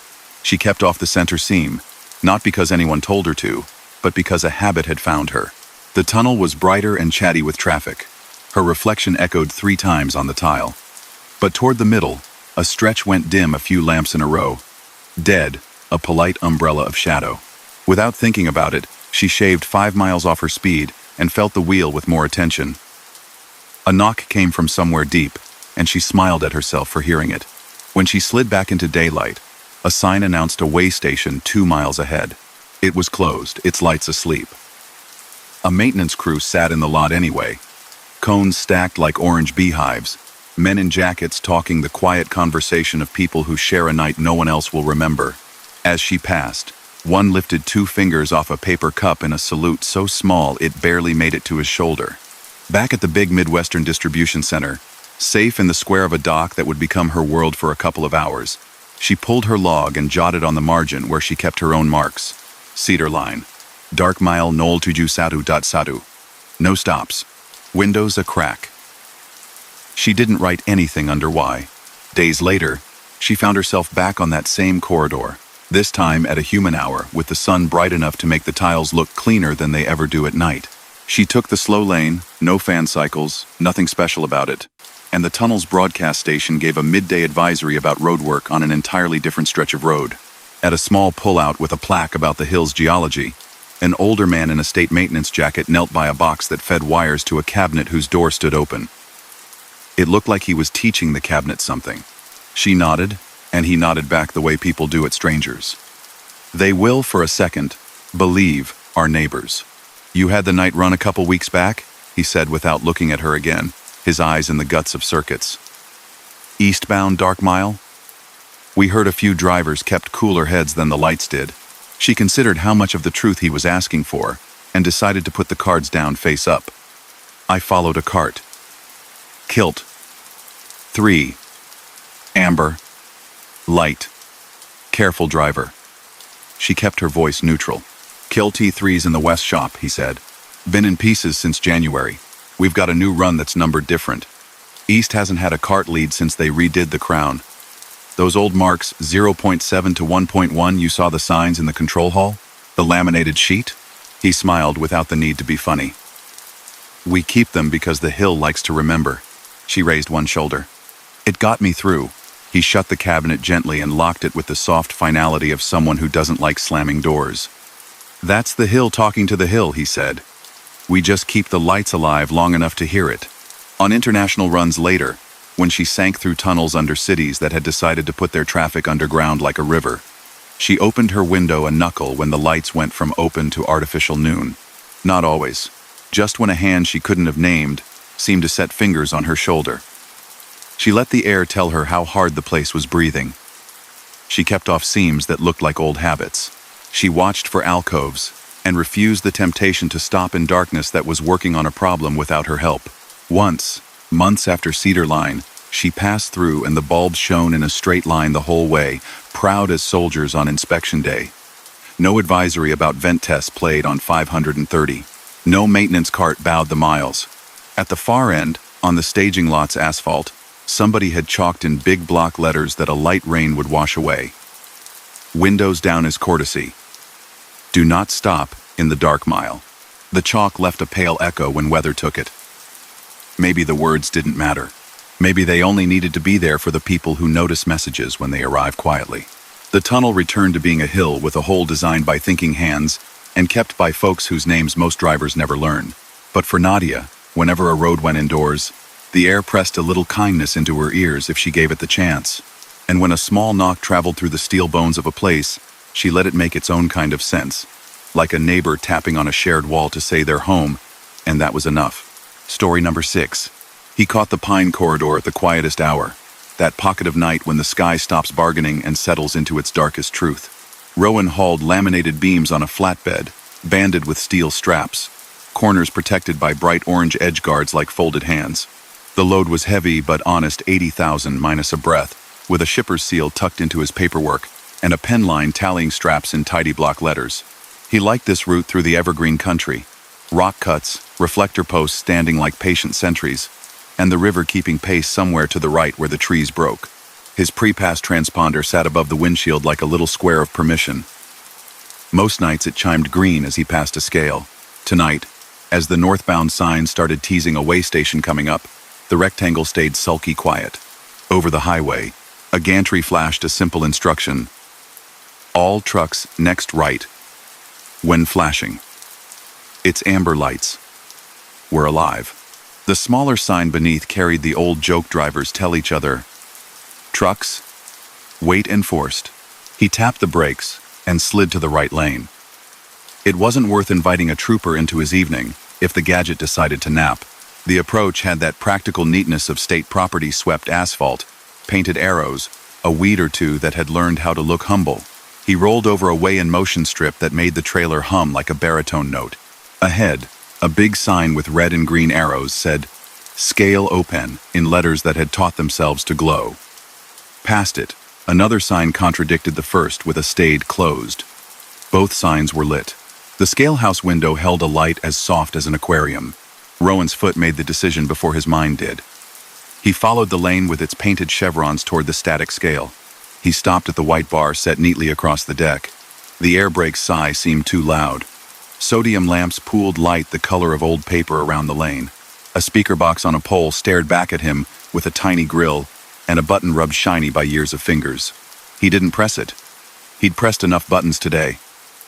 Then the speaker crackled to itself and made a small, throat-clearing sound. Eastbound flatbed. Keep it square and roll onto the platform. No brakes on the deck. Let her idle, please. The voice was matter-of-fact, older than Rowan, calm as a kitchen radio. It didn't ask who he was. It didn't ask anything it didn't need. He eased off the line. The deck rose under his tires with the kind of give that reminds you there's a machine below that is listening. The truck climbed the steel plates like a heavyweight stepping onto a doctor's scale. A digital display on a mast flickered, went dark, flickered again, and then numbers settled. 79,960. Axles, 12,220. 34,040. 33,700. A neat little check mark popped up between them, then vanished. Good weight, the speaker said. Hold your brakes off, let it settle. We'll look at the picture. Rowan glanced toward the glass of the scale house. He could see into a room that had a counter with a bell and a corkboard with notices pinned in the slow, accumulating way of places that don't need to be new. A coffee pot sat under a cabinet. Its burner glowed a wan red-orange, not quite committed. The wall calendar showed a month from a year that had come and gone. The month didn't match tonight. He found himself counting the mud on his step instead of looking at it too long. Pull forward to the stop bars, then back just a foot. Tire marks as your guide. The voice didn't bother to say which marks. There were hundreds. Black arcs, like ghosts of decisions. He feathered the throttle, then eased back, and felt the trailer settle, as if the load had exhaled. A different display, a narrower sign under the mast that belonged to some other era of electronics, woke with green letters. Inspection. Bay 2. The arrow pointed to his right, where a short concrete lane led past a low roof over a pit with railings. Bay 2 had a chain looped across with a state padlock that had faded into a brown that matched nothing else on Earth. The sign blinked once, then died like a thought remembered too late. The speaker returned, unchanged. Stay put right there. We're going to have a look at your binders. Third strap left side looks thirsty. You've got an edge guard walking. Rowan stared at the mirror, and then at the passenger side mirror. He'd stopped 3 exits back to check everything. The straps had been tight then, humming like low guitar strings when he thumped them with 2 fingers. He set the brake gently, not on the deck, but on the little patch of pavement just ahead, and stepped down with his flashlight. The air had chill in it that lived in the trees. Somewhere past the fence, a frog practiced a single note. Left side, third strap. He walked the line and found it because of course he did. The bright orange corner protector had crept a few inches sideways, so that the strap kissed the wood's edge more directly than it should. The strap hadn't taken damage, not yet, but the nylon had a faint fuzz where it had begun to learn a new shape. He adjusted the guard, loosened the ratchet carefully, recentered it, and tightened the strap until it sang a little. No drama. Just the kind of correction that made later hours quieter. Back in the cab, he put his hands on the wheel and didn't try to explain the voice to himself. He didn't need to. The scale deck felt out his second pull as if acknowledging the change. The numbers on the mast gave the same picture. 79,960 again, like the truck had decided that was a number with a good face. Copy that, the speaker said, as if he'd reported something. Run the tractor forward so I can see your marker lamp left front. He did, easing until the cab's nose was off the deck and over the painted stop bar. The wind turned under the truck like a polite animal finding its bed. He walked forward and checked his left front marker light. It glowed fine. He touched it anyway because touch proves a thing in a way that looking doesn't. In the window of the scale house, someone walked behind the glass. The reflection of the lane striped across their jacket and bent with their shoulder. He couldn't see a face. He didn't try. Lamp's good, the speaker said, and it sounded pleased in the small way a person can be pleased when a task is going the right way. Let's do a slow roll to the exit. Keep it 10 miles an hour. Don't cut over the white. I'll send you your slip. Rowan obeyed.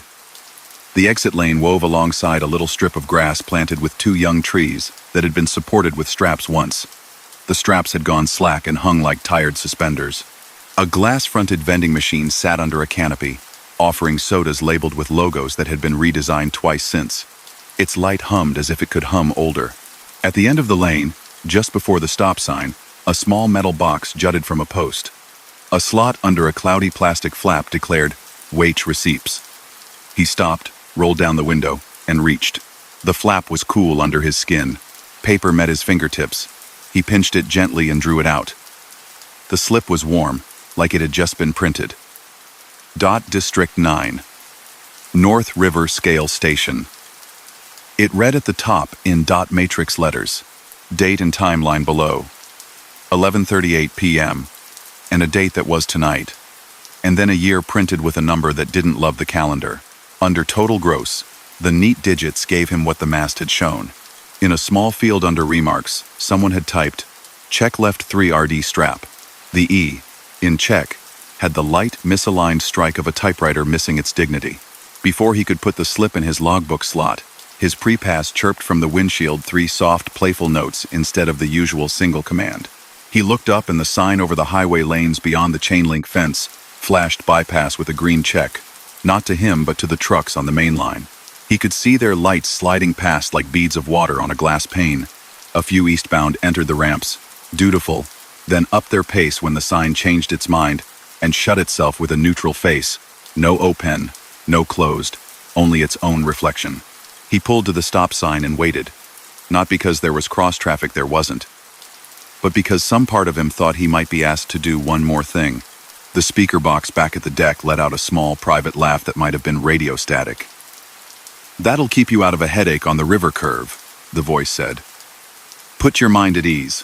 He said thanks out loud even though the mic in his cab wasn't keyed, and the moment he did, the sound of his own voice felt like dropping a coin into a well and not waiting for the splash. He eased out onto the frontage, rode the short ramp, and merged. The river curve waited 8 miles ahead, where the highway arced over a broad black ribbon that reflected the sky's little brightness. It wasn't a dangerous curve on paper. It only asked for less speed than a tired mind might give it if the radio was playing a memory. Tonight, the curve took him with the kind of smooth that makes people believe they're good at their job. The straps on the third bay hummed, behaved, and didn't find a new tune. He went across with a little nod to the dark and kept on.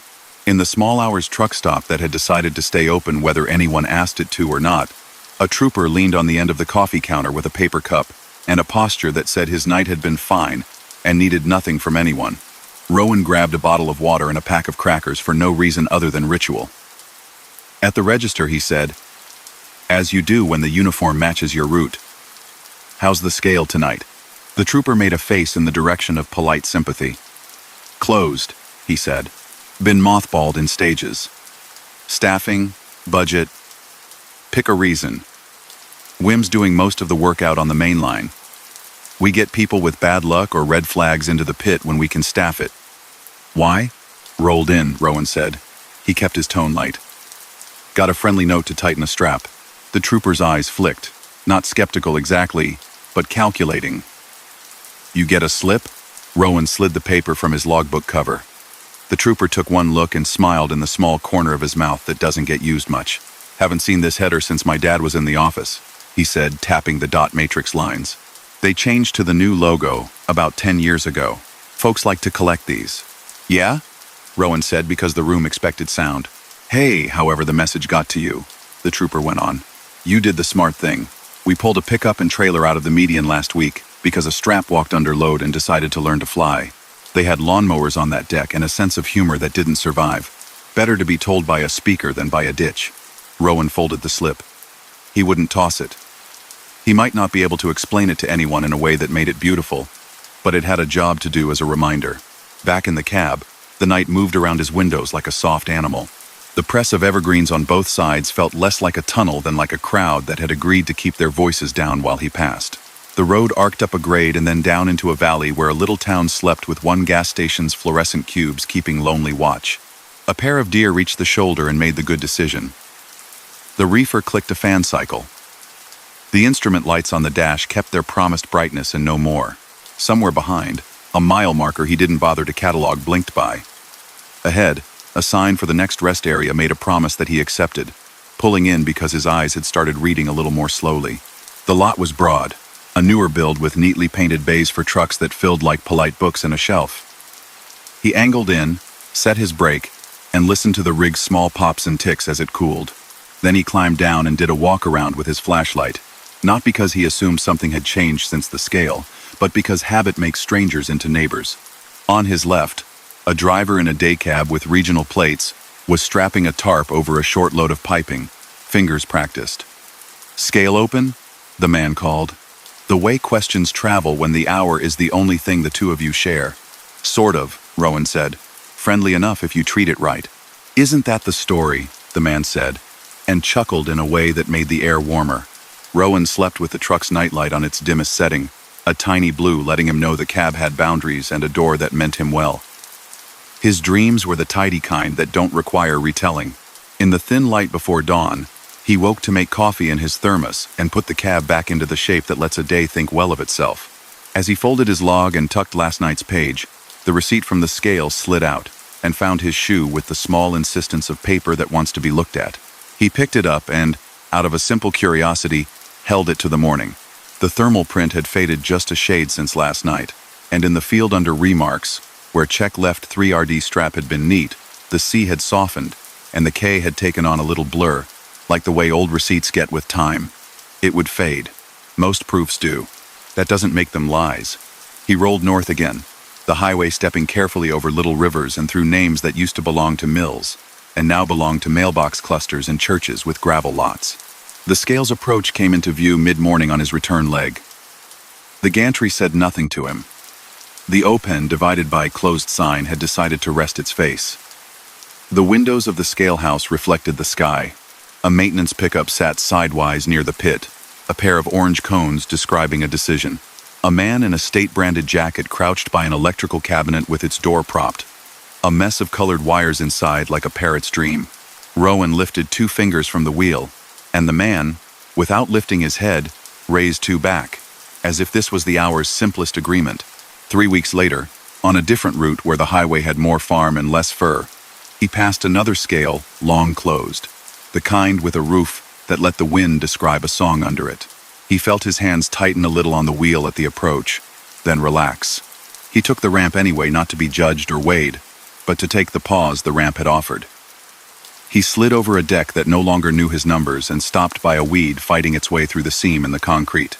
He walked his load. He touched the straps in a sequence his fingers liked. Left third was snug, and so were the others.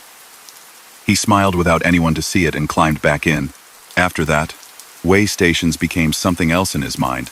Less a place where numbers decided the temperature of a conversation and more a wide, swept rectangle where a voice might offer a very small correction at the exact right time if you met it halfway.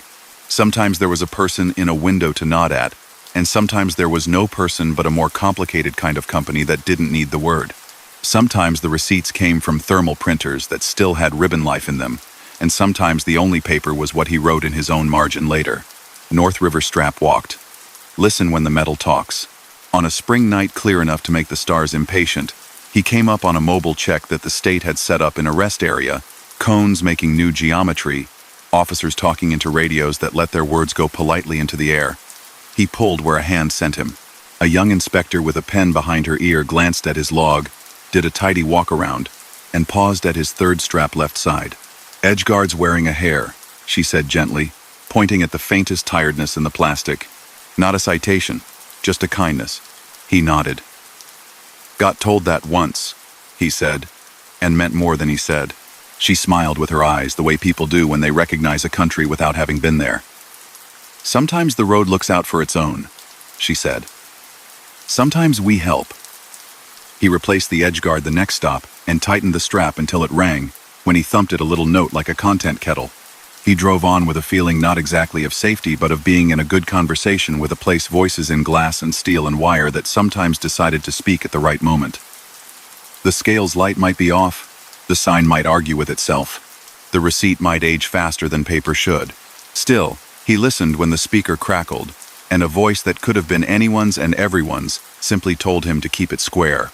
Roll on, and adjust the thing that would make the next bend last a long, long time.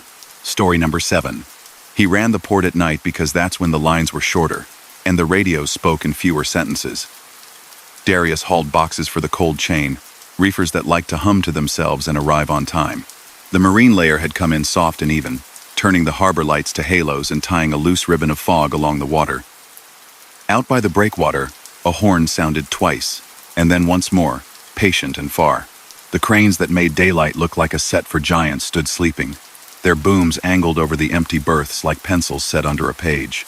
Gate scanners read his plates, and the OCR gantry clicked off his chassis number with the indifferent kindness of a machine doing its job. The kiosk printer offered a pre-advice slip with the crisped edges thermal paper makes when it's not ready to stop being useful. Slot code, row, block. His pickup was listed as a 40-foot reefer sitting hot in Block K, row 33. The yard code on the slip made his eyebrows tighten a fraction. Yard F. F had been a rumor more than a place for years. Folks said it had been folded into newer stacks and better software. He looked up at the lane board's blue LED arrows, nudged him toward lanes with letters that had outlived paint. Maybe the computer had kept an old habit. Maybe Yard F existed after midnight the way some towns do.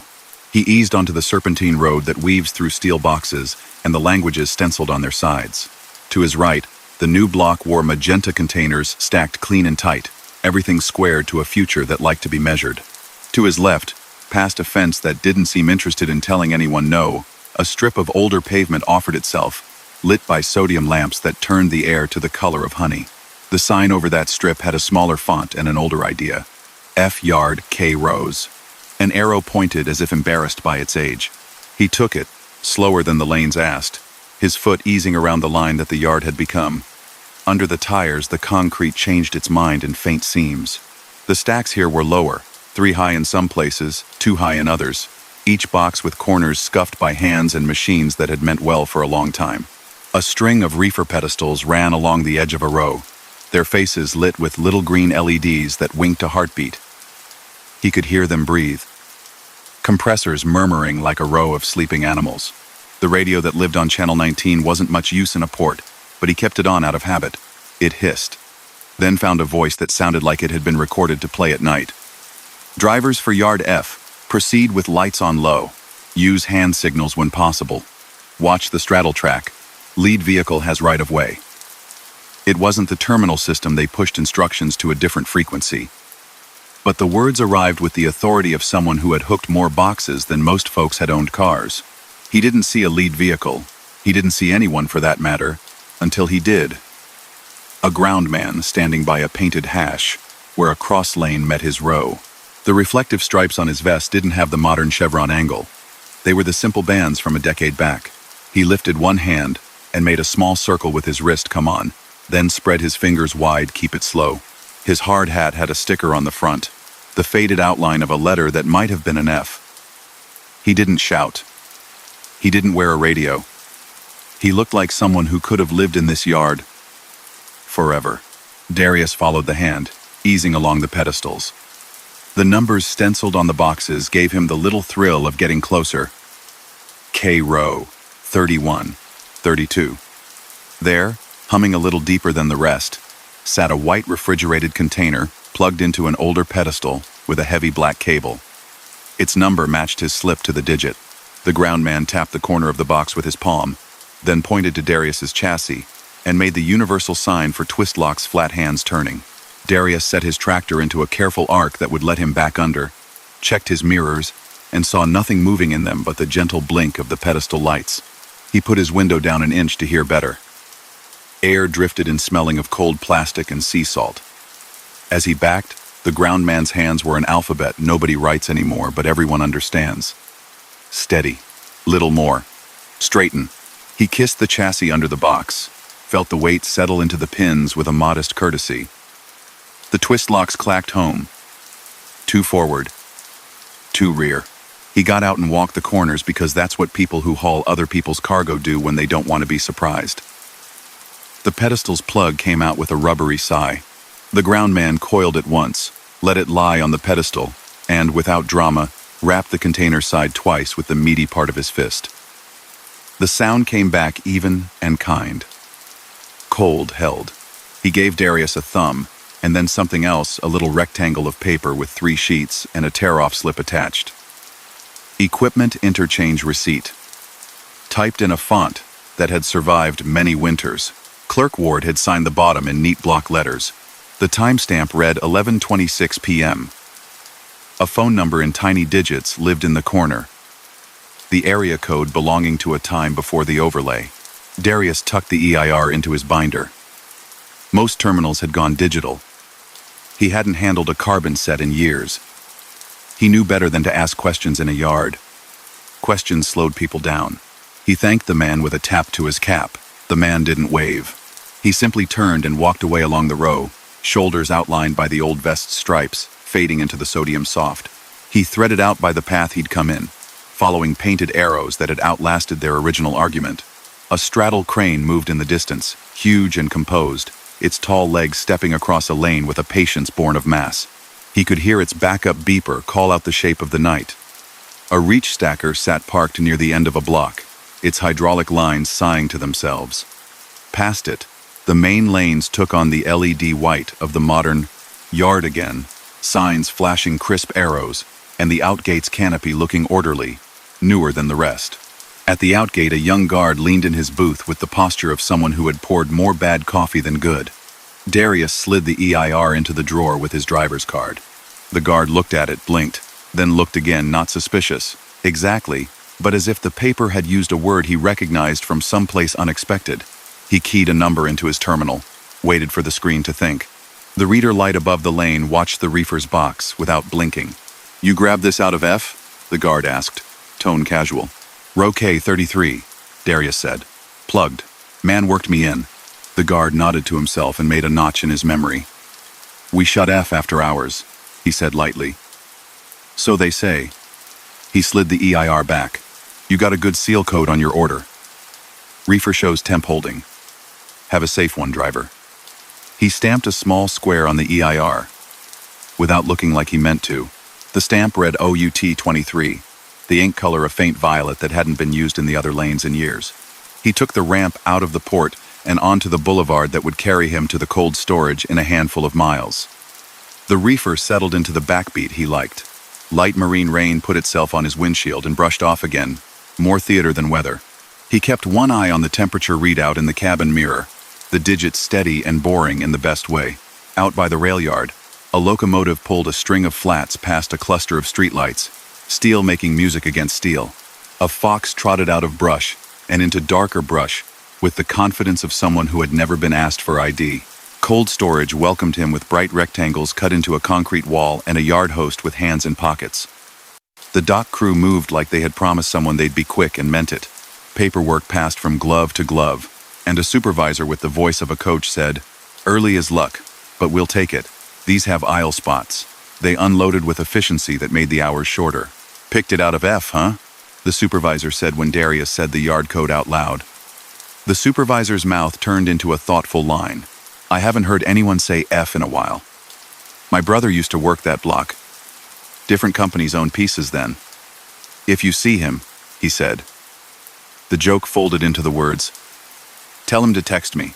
On the way back, with an empty chassis singing a lighter note and the boulevard quieter, he pulled into a truck plaza to wipe the mirror glass and eat something that pretended to be hot under plastic.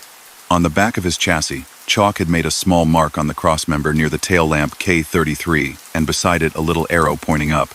He rubbed it with his thumb. Chalk dust took to his skin like talk that wanted to be believed, and didn't care if it was. He slept near the river where the freeway bends, engine off, air still, curtains drawn to a line.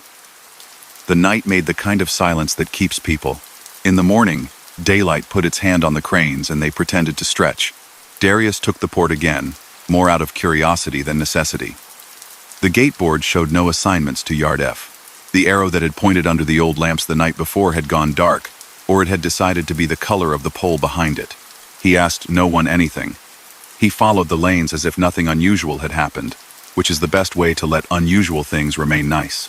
At the dispatch office, where the walls had been treated with layers of calendars and coffee, he stood in line behind 3 drivers who wanted to argue peacefully with math. He turned his EIR over because he liked paper. A woman at the window with hair set in the kind of ponytail that doesn't care about fashion looked down at his slip and smiled with a piece of her mouth that didn't know it was smiling. "Whoa," she said. "Ward. You know him?" Darius asked. "Because sometimes you can ask a question that won't cost anyone anything." She nodded, more to herself than to him. Clerk Ward. Worked F back when a lot of boxes in this yard had different paint on them. Retired before my time here. People say he kept the carbon stack straight, and the drivers from cussing themselves into headaches.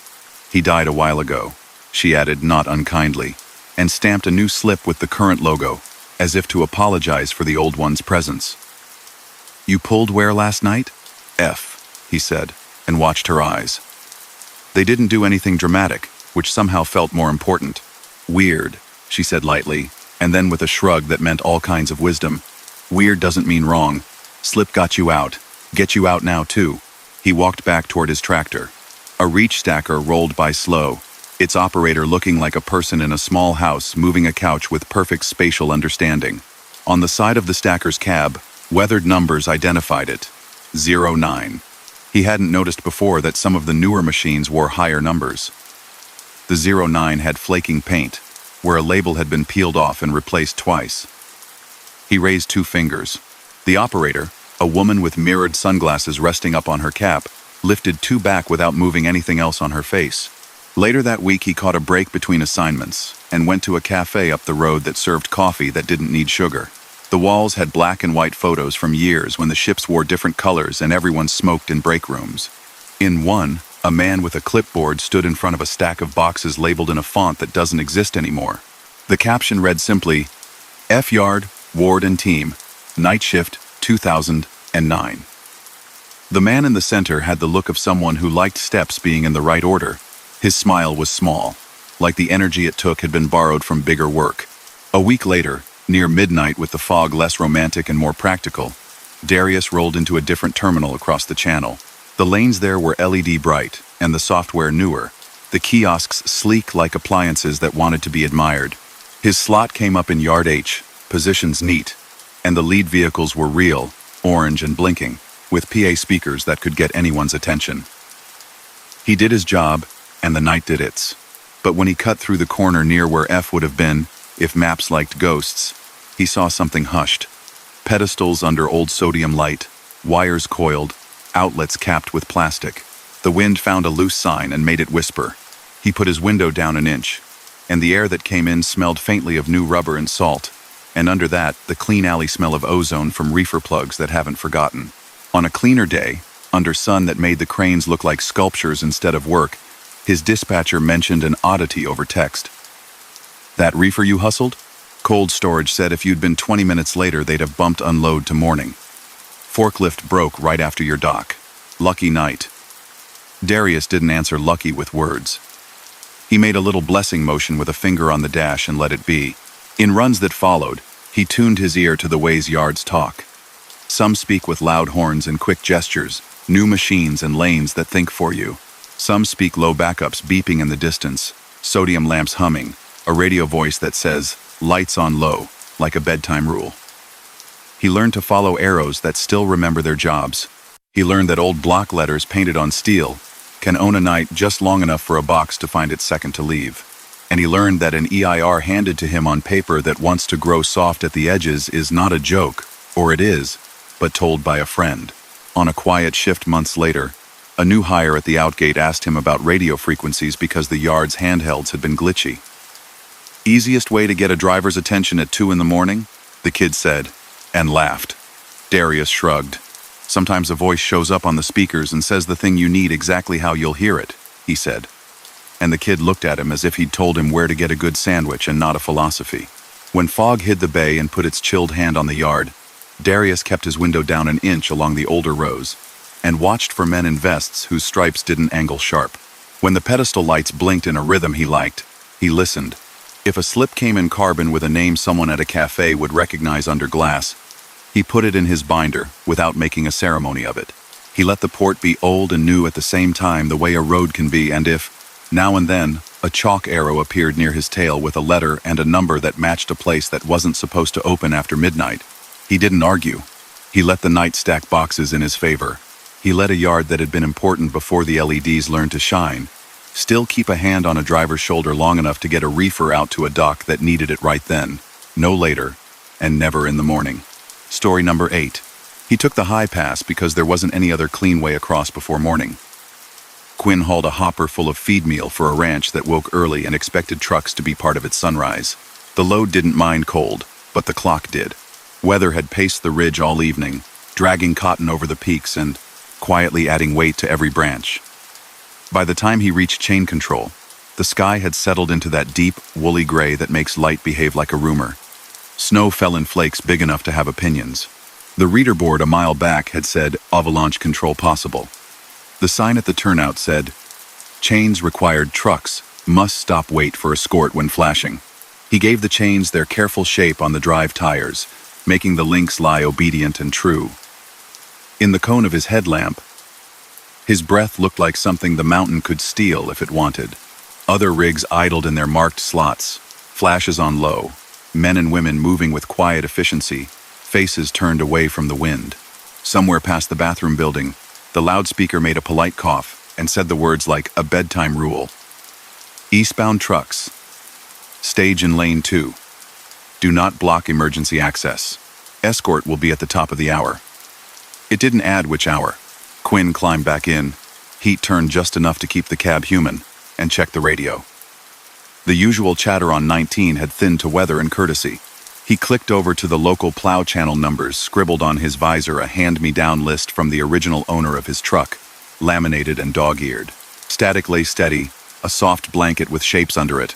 He tried AM for a minute out of habit, and found only the small, confident voice of a weather station telling him what snow already had. The lights at the end of the staging lanes were old sodium, the color of tired honey. When the escort arrived, it wasn't the bright, tight LED shine of the new plows. It was halogen and rotating beacons and a roofline that suggested steel had been bent by people who liked steel. The blade wore a canvas cover over its edges, old school, to keep snow from curling the wrong way. A sign on the tailboard had a painted legend instead of LEDs. Follow keep 50 feet. The letters had been touched up carefully by a steady hand. The plow idled with that confident, square-chested sound that big diesels carry when they're not trying to impress anyone. No one got out of the cab to wave an arm or say a thing. The plow moved forward and made its intent as obvious as a hand on a doorknob. Quinn fell in behind at the right distance, counting by heartbeats. 2 other trucks slotted behind him, their lights shaving a little brightness from the big, soft dark. They climbed into a world that removed everything it did not need. Trees pulled into silhouettes and then into gray posts and then into nothing. The road became less a road and more a promise borrowed from the blade in front of him. His headlamps on low were a small confession that he did not need to see more than the plow asked him to. Wind counted the ribs of his trailer, then decided to talk about something else.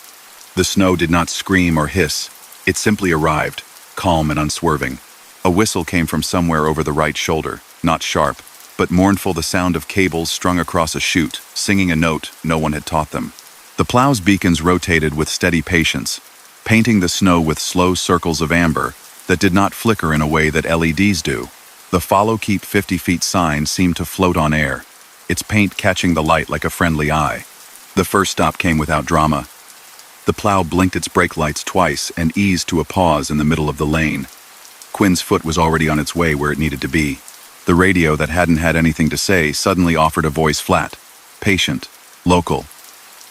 "Hold at 6, it said, like a friend calling a table number. "Hand charge on the lip. Give it a minute." He didn't ask himself whether he had tuned to that frequency. The question felt like letting the cold in. The mountain made a sound then, not loud, not frightening. A rounded whomp like someone clapped a mittened hand once over a deep drum. Snow dust rose from somewhere above and drifted down through the gray like a veil tossed by a careful bride. The cables stopped singing for a breath, then remembered the song. The plow's tailboard dipped by a degree that might have been a nod. The convoy began to roll again. Slow. Authoritative. Quinn curled his fingers on the wheel. Not tight, not loose. The blade's path was a lane wide and a lane sure. He stayed in the clean.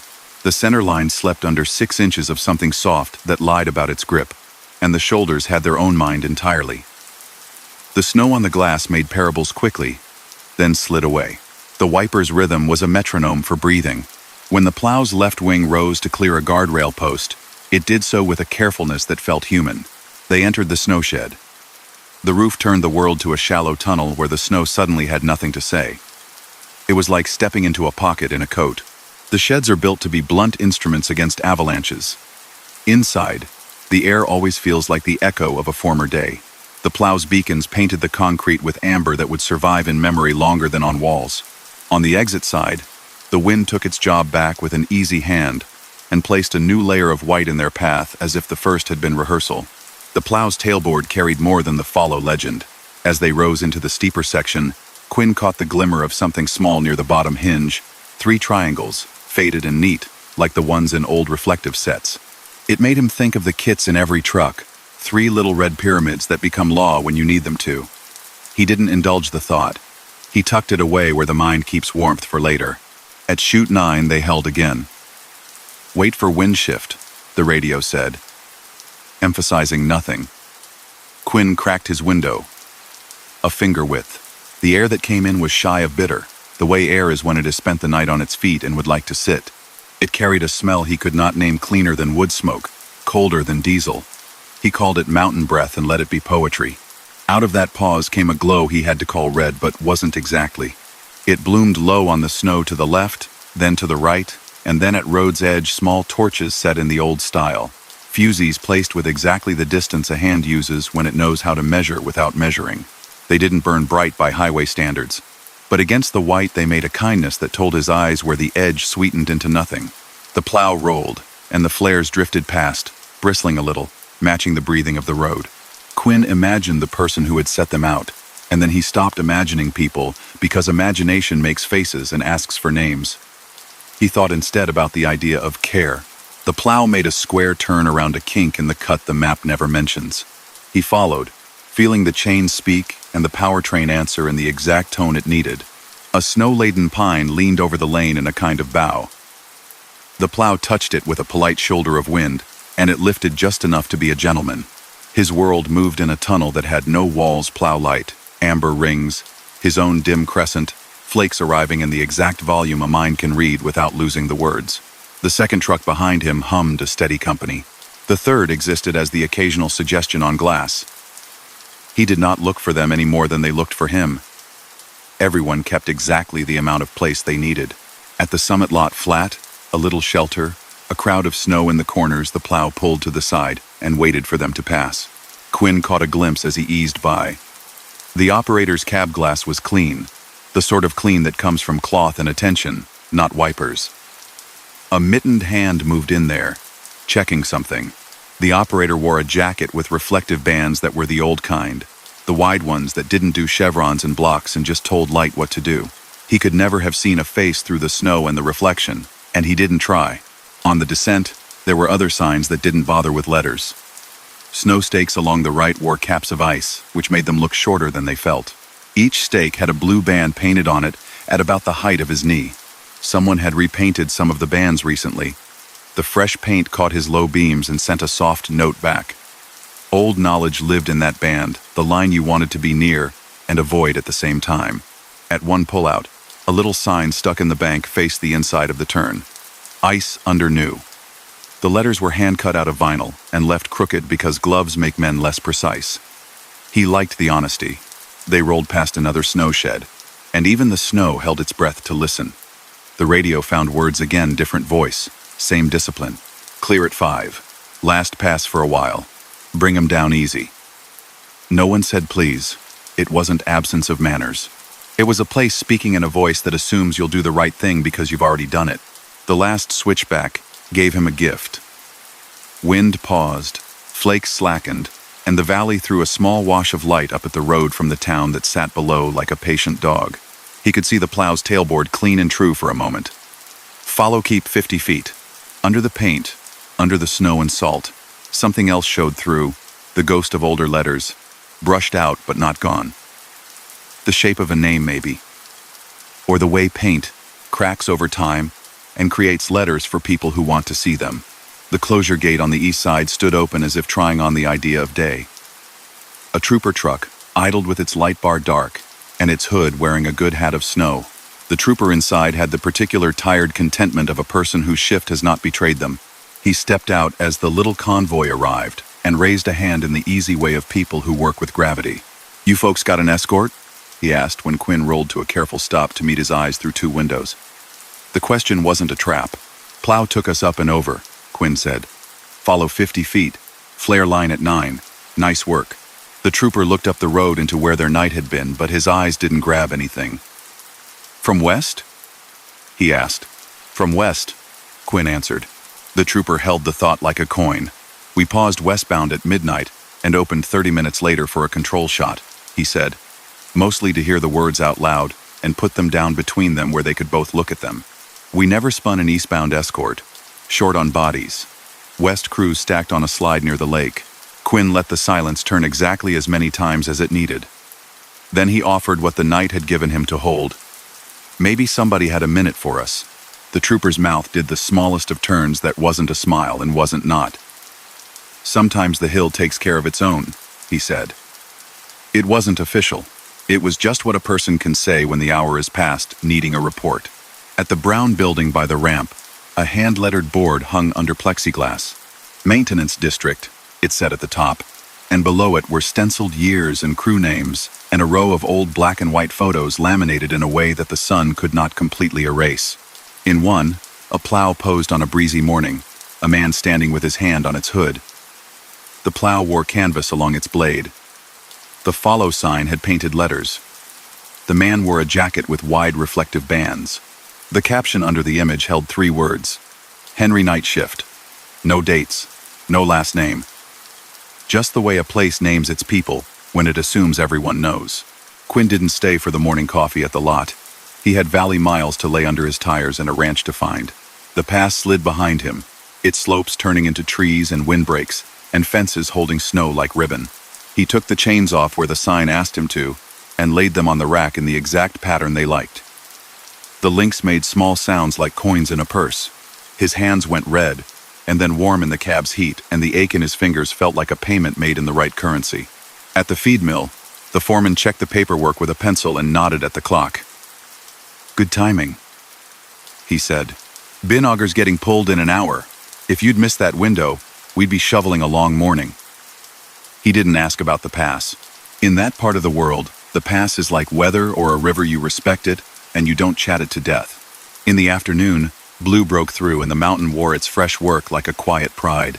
On the back of Quinn's step, wedged by the frame, he found a spent fusee, a road flare burned down to its little cap of chalky red. The cardboard blackened, and the wire stand folded out like a bird's foot. He hadn't placed it there. He turned it in his hand and thought about it being trash or souvenir or something else, and then set it carefully in the side box with the triangles and the extra gloves and the things that are tools whether or not they have instructions.